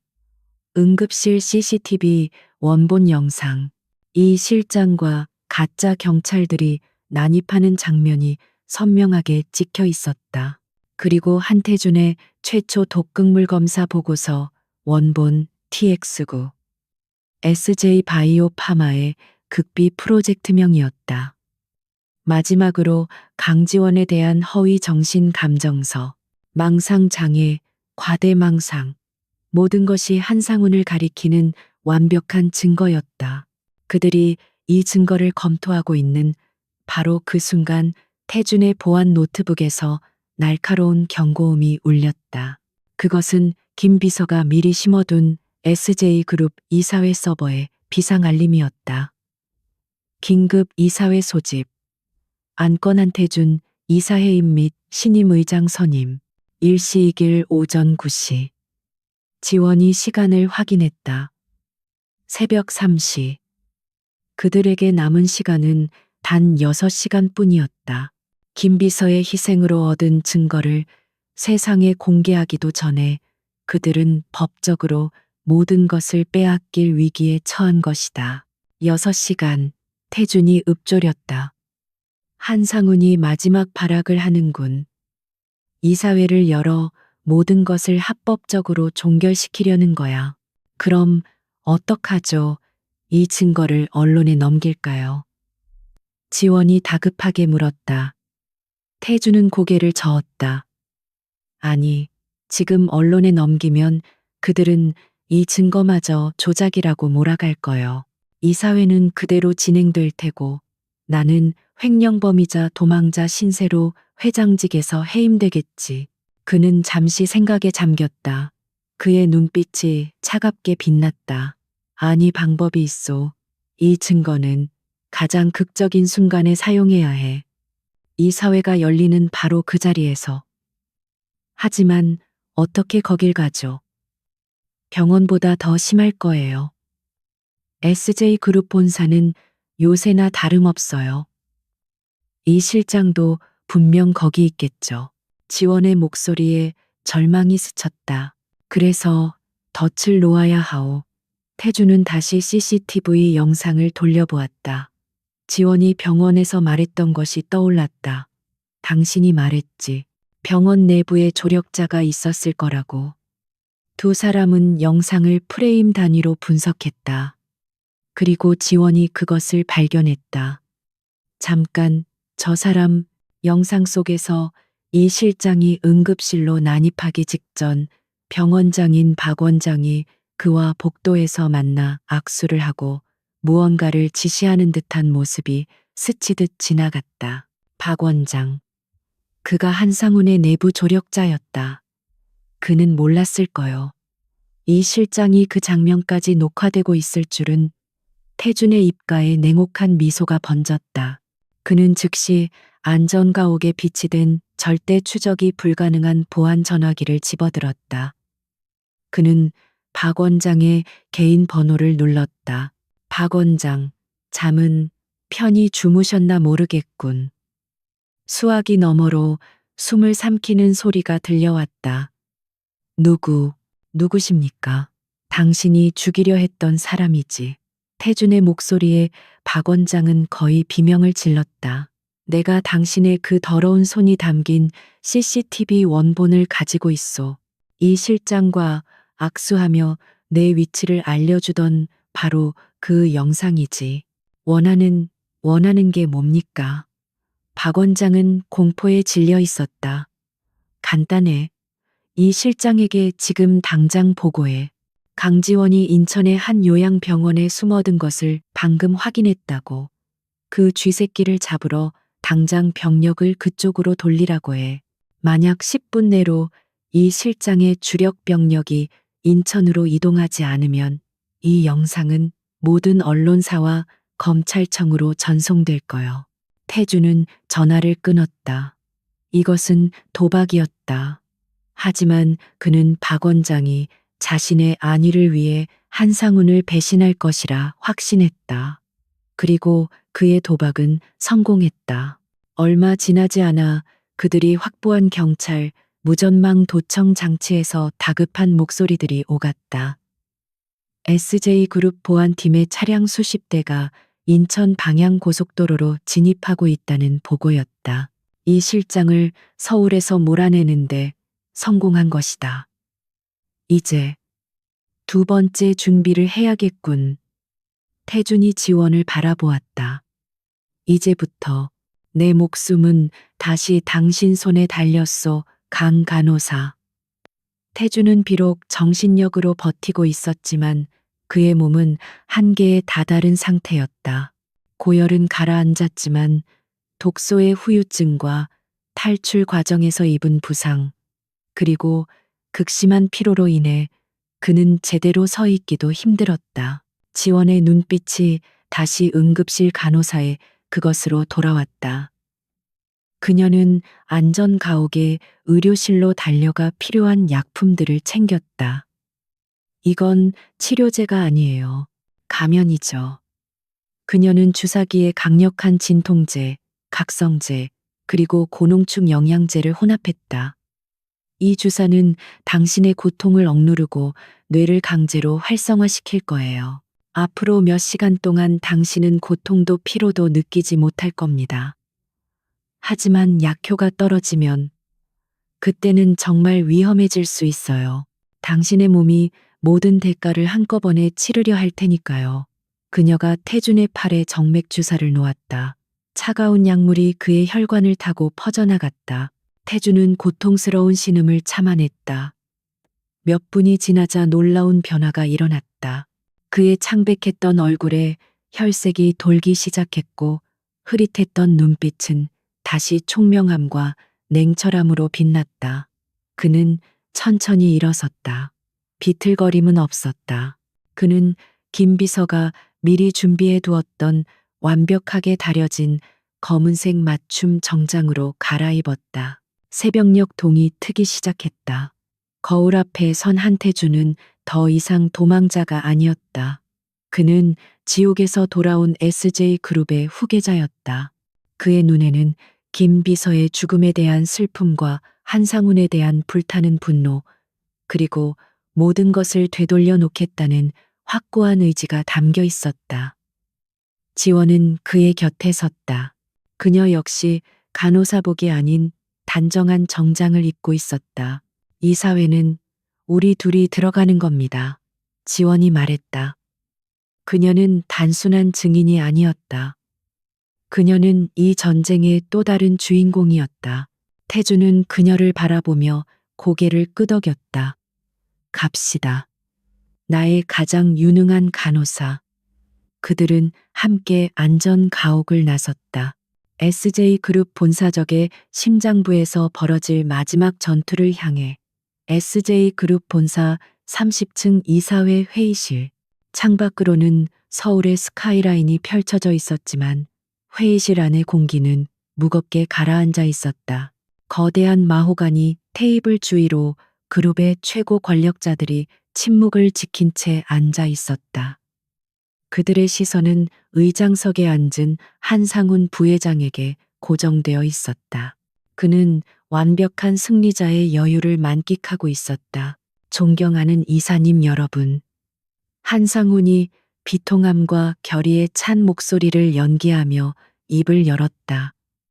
오늘 이 자리는 참으로 비통한 심정으로 마련되었습니다. 여러분도 아시다시피 제 조카이자 SJ그룹의 후계자였던 한태준 이사는 그는 잠시 말을 끊으며 안타깝다는 듯 고개를 저었다. 그룹의 공금 수백억 원을 횡령하고 현재 도주 중입니다. 회의실 대형 화면에 조작된 회계 장부와 자금 흐름도가 나타났다. 모든 증거는 한태준을 범인으로 지목하고 있었다. 이는 그룹의 근간을 흔드는 심각한 배임 행위입니다. SJ그룹의 명예는 땅에 떨어졌습니다. 한상우는 이사들을 천천히 둘러보았다. 이미 대부분은 그의 편에 서거나 그의 위세에 눌려 감히 반기를 들 생각을 하지 못했다. 그는 다음 자료를 띄웠다. 강지원의 증명사진과 함께 망상장애, 과대망상이라는 붉은 글씨가 적힌 병원 진단서였다. 설상가상으로 한태준 이사는 세진 병원의 정신질환 간호사 강지원에게 납치된 것으로 보입니다. 이 간호사는 이전부터 한 이사에게 병적인 집착을 보여왔습니다. 참으로 끔찍하고 비극적인 일입니다. 한상우는 모든 연극을 마쳤다는 듯 결연한 표정으로 단상을 짚었다. 따라서 저는 SJ그룹의 즉각적인 정상화와 미래를 위해 이사 규정 제47조에 의거하여 한태준 이사의 즉각적인 해임을 발의합니다. 그리고 공석이 될 이사회 의장직에 본인을 추천하는 바입니다. 이견이 있으십니까? 정적이 흘렀다. 아무도 감히 이의를 제기하지 못했다. 한상훈의 입가에 만족스러운 미소가 번졌다. 이견이 없으시다면 표결을 시작하겠습니다. 한태준 이사 해임안에 찬성하시는 이사님들은 거수해 주시기 바랍니다. 몇몇 이사들이 망설이듯 손을 들기 시작했다. 바로 그 순간이었다. 쾅 회의실에 육중한 이중문이 거칠게 열렸다. 표결을 위해 올라가던 손들이 허공에서 멈췄다. 모든 이사들의 시선이 입구로 향했다. 한상훈의 미소가 얼굴에 그대로 굳어버렸다. 그의 눈이 경악으로 물들었다. 그곳에는 마치 지옥의 심연에서 방금 걸어 나온 듯한 한태준이 서 있었다. 완벽하게 다려진 검은색 정장. 그의 얼굴은 병적으로 창백했지만 두 눈은 지원이 주사한 약물과 얼음 같은 분노로 불타고 있었다. 그는 더 이상 도망자가 아니었다. 그는 복수를 위해 돌아온 왕이었다. 그리고 그의 곁에는 더 이상 땀과 먼지에 절은 간호사가 아닌 단정하고 침착한 모습의 강지원이 당당하게 서 있었다. 그녀의 손에는 이 모든 전쟁의 종지부를 찍을 작은 USB 드라이브가 들려 있었다. 회의실은 숨소리 하나 들리지 않는 절대적인 침묵에 휩싸였다. 한태준, 한 이사가 유령이라도 본 듯 의자에서 반쯤 일어서며 중얼거렸다. 말도 안 돼. 저놈은 도망자가 네가 어떻게 여기에. 한상훈이 마침내 정신을 차리고 괴성을 질렀다. 그의 얼굴에서 모든 여유와 위엄은 사라지고 당황한 사냥꾼의 날 것 그대로의 분노가 드러났다. 여긴 네가 올 곳이 아니야. 저놈은 횡령범이다. 저 여자는 납치범이야. 보안팀, 당장 보안팀 불러 저놈들을 끌어내.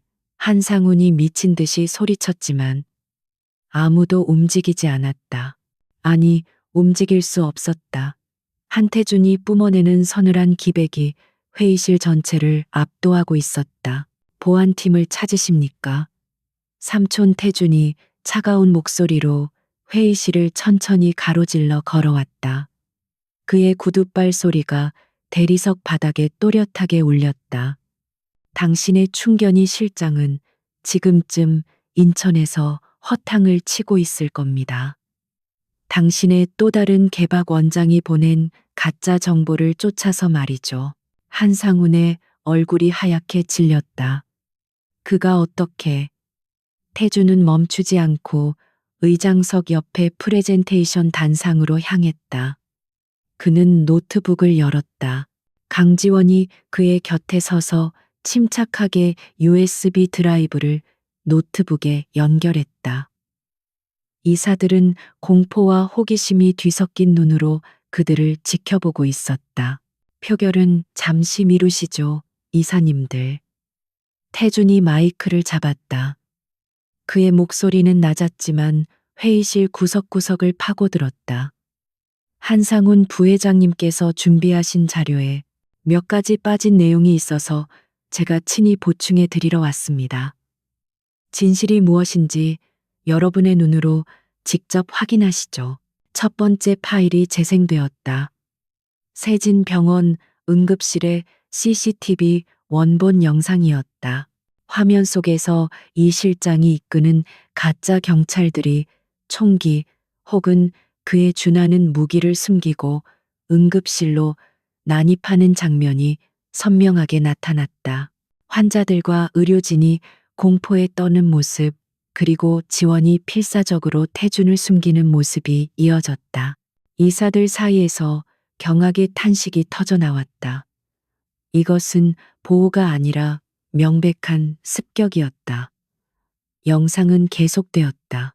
이 실장과 박 원장이 복도에서 은밀히 만나 악수를 하고 박 원장이 태준이 있는 곳을 손가락으로 가리키는 장면이 재생되었다. 저건 박 원장이잖아, 세상에. 이것이 당신이 말한 보호입니까? 한상훈 부회장 태준이 차갑게 물었다. 한상훈은 입술을 깨물며 부들부들 떨었다. 조작이야, 저건. 저건 다 조작된 영상이야. 조작이라고요. 이번에는 강지원이 마이크를 잡았다. 그녀의 목소리는 떨리지 않았다.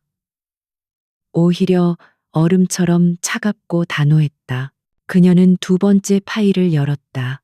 태준의 원본 독극물 검사 보고서였다. 선명하게 찍힌 TX9라는 코드명과 분석 데이터가 화면을 가득 채웠다.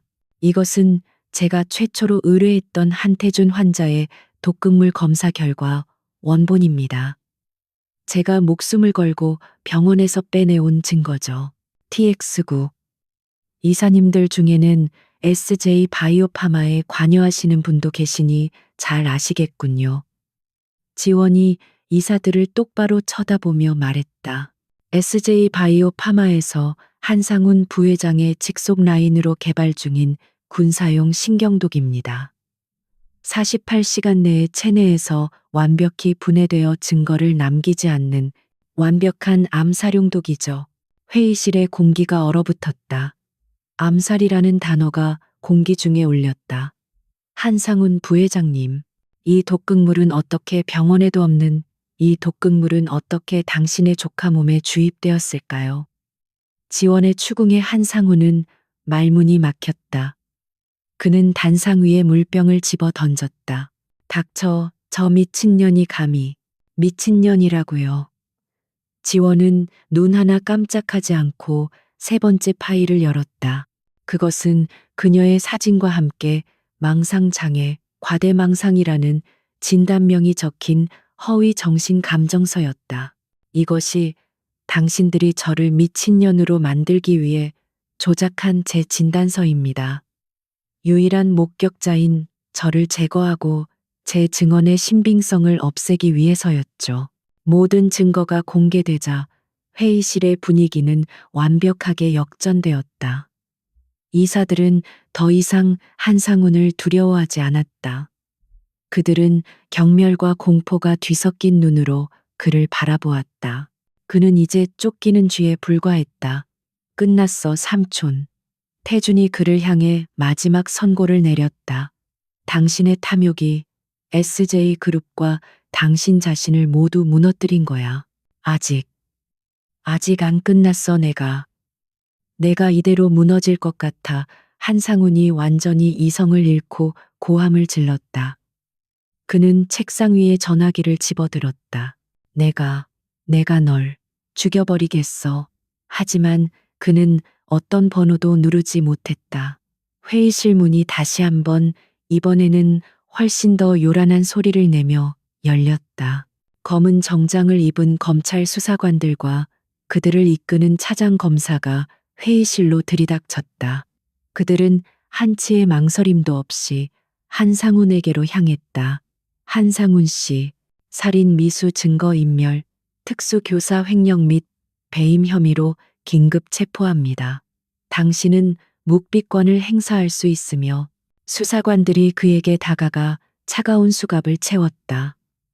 한상훈은 저항했지만 이미 모든 것은 끝난 뒤였다. 이거 놔, 이거 못 놔, 네가. 한태준, 네가 감히 날 함정에 빠뜨려. 태준은 그를 차갑게 내려다보았다. 함정이라고? 이건 당신이 판 무덤이야, 삼촌. 태준이 안전 가옥을 떠나기 전 이 모든 증거에 사본을 검찰 내부에 유일하게 남아있던 아버지의 측근에게 전송했던 것이다. 그는 이 사회를 뒤집기 위해 온 것이 아니었다. 그는 이 사회가 열리는 이 공개적인 장소에서 모든 이사들이 보는 앞에서 자신의 손으로 직접 숙부의 숨통을 끊기 위해 온 것이었다. 한상훈은 수사관들에게 짐승처럼 끌려가며 마지막 발악을 했다. 한태준이 배은망덕한 놈, 내가 죽어서도 널. 그의 저주는 문이 닫히면서 끊겼다. 회의실에는 다시 정적이 찾아왔다. 태준은 비틀거렸다. 지원이 재빨리 그의 팔을 붙잡았다. 약효가 떨어지기 시작한 것이다. 이사들은 아무 말도 하지 못했다. 그들은 그저 지옥에서 돌아온 젊은 후계자와 그를 지켜낸 작은 간호사를 경외와 두려움이 뒤섞인 눈으로 바라볼 뿐이었다. 김비서의 복수, 그리고 모든 것을 되찾기 위한 처절한 싸움이 마침내 막을 내리는 순간이었다. 한상훈이 끌려나간 회의실에는 무거운 침묵만이 감돌았다. 짐승 같은 절규가 사라진 공간은 이사들의 당혹감과 공포로 채워졌다. 그들의 시선은 단상에 서 있는 두 사람에게 고정되었다. 방금 전까지 그들이 횡령범과 정신병자로 낙인 찍었던, 그러나 이제는 모든 것을 뒤집어버린 왕과 그의 충실한 기사에게로. 한태준의 몸이 가늘게 떨리더니 이내 크게 휘청거렸다. 강지원이 아니었다면 그는 그대로 바닥에 쓰러졌을 것이다. 그녀가 주사한 약물이 마침내 한계에 다다른 것이었다. 그의 몸은 지난 며칠간의 사투와 독소, 그리고 이 마지막 전투를 위해 억지로 끌어올렸던 모든 에너지의 대가를 한꺼번에 요구하고 있었다. 이사님, 방금 전까지 한상훈의 눈치를 보던 한 이사가 재빨리 태도를 바꾸며 달려왔다. 의무실을 아니 당장 세진병원 VIP 병동을 준비하게 태주는 자신을 부축하는 지원의 팔을 굳게 잡았다. 그는 아직 쓰러질 수 없었다. 그는 이사들을 향해 차갑고 지친 그러나 승자의 목소리로 말했다. 오늘 이사회에서 일어난 모든 일은 한상훈 개인의 일탈로 끝나지 않을 것입니다. 그의 목소리는 낮았지만 회의실 전체를 울렸다. SJ그룹은 뿌리부터 썩었습니다. 저는 이 모든 것을 바로잡을 것입니다. 저를 도울 것인지 아니면 저들의 뒤를 따를 것인지 지금 이 자리에서 결정하십시오. 그것은 선언이자 마지막 경고였다. 이사들은 감히 고개를 들지 못했다. 한태주는 더 이상 말하지 않았다. 그는 지원에게 기댄 채 수십 명의 이사들이 도열한 그 사이를 당당히 걸어 나왔다. 마치 개선하는 황제처럼 그는 쓰러지지 않았다. 적어도 그의 적들 앞에서는 그날 이후 SJ그룹에는 피해 숙청이 시작되었다. 한태주는 병원에 입원한 첫날부터 링거를 꽂은 채로 그룹의 비상경영 체제를 선포했다. 그의 첫 번째 명령은 자신을 위해 희생된 김비서의 장례를 그룹장으로 치르는 것이었다. 그는 장례식 내내 상주로서 자리를 지켰고 그의 눈물은 슬픔인 동시에 복수의 다짐이었다. 한상훈 부회장과 박 원장은 검찰의 수사 과정에서 모든 혐의가 입증되어 법의 심판을 받았다. 인천에서 허탕을 치고 돌아온 이 실장은 자신을 기다리고 있던 검찰에게 허무하게 체포되었다. 그는 김 비서 살해, 미수 혐의까지 추가되며 조직의 모든 어두운 비밀을 떠안고 감옥에 갇혔다. 강지원의 삶도 완전히 뒤바뀌었다. 정신병자 납치범이라는 오명은 하룻밤 사이에 회장을 구한 의로운 간호사라는 영광스러운 훈장으로 바뀌었다. 세진병원은 이사장 명의로 공식 사과 성명을 발표했고 그녀에게 막대한 보상금과 승진을 제안했다. 병원 내 모든 직원은 그녀를 경외의 눈빛으로 바라보았다. 하지만 지원은 모든 제안을 정중히 거절했다. 그녀는 보상금도 승진도 원하지 않았다. 그녀는 그저 자신의 자리로 돌아가길 원했다. 다시 소독약 냄새와 긴급한 비명소리가 가득한 곳 응급실. 그녀가 원래 속해 있던 그 전쟁터로 몇 주가 흘렀다. 태풍이 휩쓸고 간 도시는 언제 그랬냐는 듯 평온을 되찾았다. SJ그룹은 한태준이라는 젊은 선장 아래 빠르게 안정을 되찾고 있었다. 그리고 세진병원 응급실 강지원은 다시 흰색 간호사복을 입고 환자들 사이를 바쁘게 오가고 있었다. 환자분 정신 차리세요. 혈압 떨어져요. 그녀의 목소리는 여전히 단호하고 침착했다. 동료들은 이제 그녀를 단순한 선배가 아닌 전설 속 인물처럼 대했지만 지원은 변한 것이 없었다. 그녀에게 중요한 것은 오직 눈앞의 환자를 살리는 것뿐이었다. 그날따라 유난히 바빴던 야간 근무가 끝나갈 무렵이었다. 지친 몸을 이끌고 탈의실로 향하던 지원은 병원 로비에서 낯익은 그러나 이제는 낯설어야 할 인형과 마주쳤다. 그는 더 이상 환자복을 입고 있지 않았다. 완벽하게 재단된 짙은 남색 정장을 입은 그는 재벌 총수라는 말이 가장 잘 어울리는 모습으로 서 있었다. 한태준이었다. 그는 비서진이나 경호원 하나 없이 홀로 그녀를 기다리고 있었다. 그는 완전히 회복된 듯 보였다. 그의 눈빛은 더 깊어졌고 그가 짊어진 그룹의 무게만큼이나 단단해져 있었다. 두 사람의 시선이 허공에서 마주쳤다. 그날 밤 난방실의 어둠 속에서 그리고 이사회장의 불빛 속에서 마주쳤던 그 눈빛이었다. 회장님, 여긴 어쩐 일로? 지원이 먼저 침묵을 깼다. 검진은 아직 날짜가 남았을 텐데요. 태주는 희미하게 미소 지었다. 그가 권력을 잡은 후 처음으로 짓는 인간적인 미소였다. 환자로 온 게 아닙니다. 강지원 간호사. 그는 그녀에게 천천히 다가왔다. 당신에게 빚을 졌습니다. 내 목숨과 내 모든 것을. 그의 목소리는 진심이었다. 그래서 당신이 원하는 것은 무엇이든 들어주고 싶었습니다. 병원장 자리든 SJ의료 재단의 이사직이든. 하지만 당신이 모든 것을 거절했다고 들었습니다. 지원은 고개를 끄덕였다. 저는 간호사입니다. 그때도 그랬고 지금도 그렇습니다. 회장님을 구한 것은 제 직업 윤리였을 뿐입니다. 그 이상도 그 이하도 아닙니다. 그녀의 대답은 단호했지만 태주는 고개를 저었다. 아니, 당신은 그 이상을 했소. 그는 잠시 창밖을 바라보았다. 서울의 새벽이 밝아오고 있었다. 나는 모든 것을 가졌지만 아무도 믿지 못했습니다. 내 유일한 충신이었던 김비서를 잃었고요. 하지만 그 지옥 속에서 나는 당신을 만났습니다. 대가도 이유도 없이 오직 생명을 구하겠다는 신념 하나로 모든 것을 건 사람을. 그는 다시 지원을 바라보았다. 그의 눈에는 더 이상 환자의 의존이나 재벌 총수의 오만함이 없었다.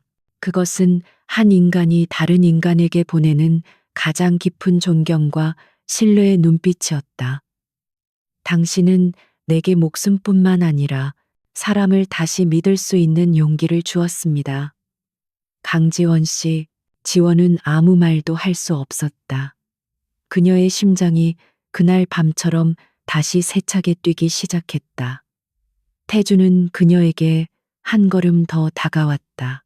두 사람 사이의 거리는 불과 한 뼘이었다. SJ그룹은 이제 막 새로운 전쟁을 시작했습니다.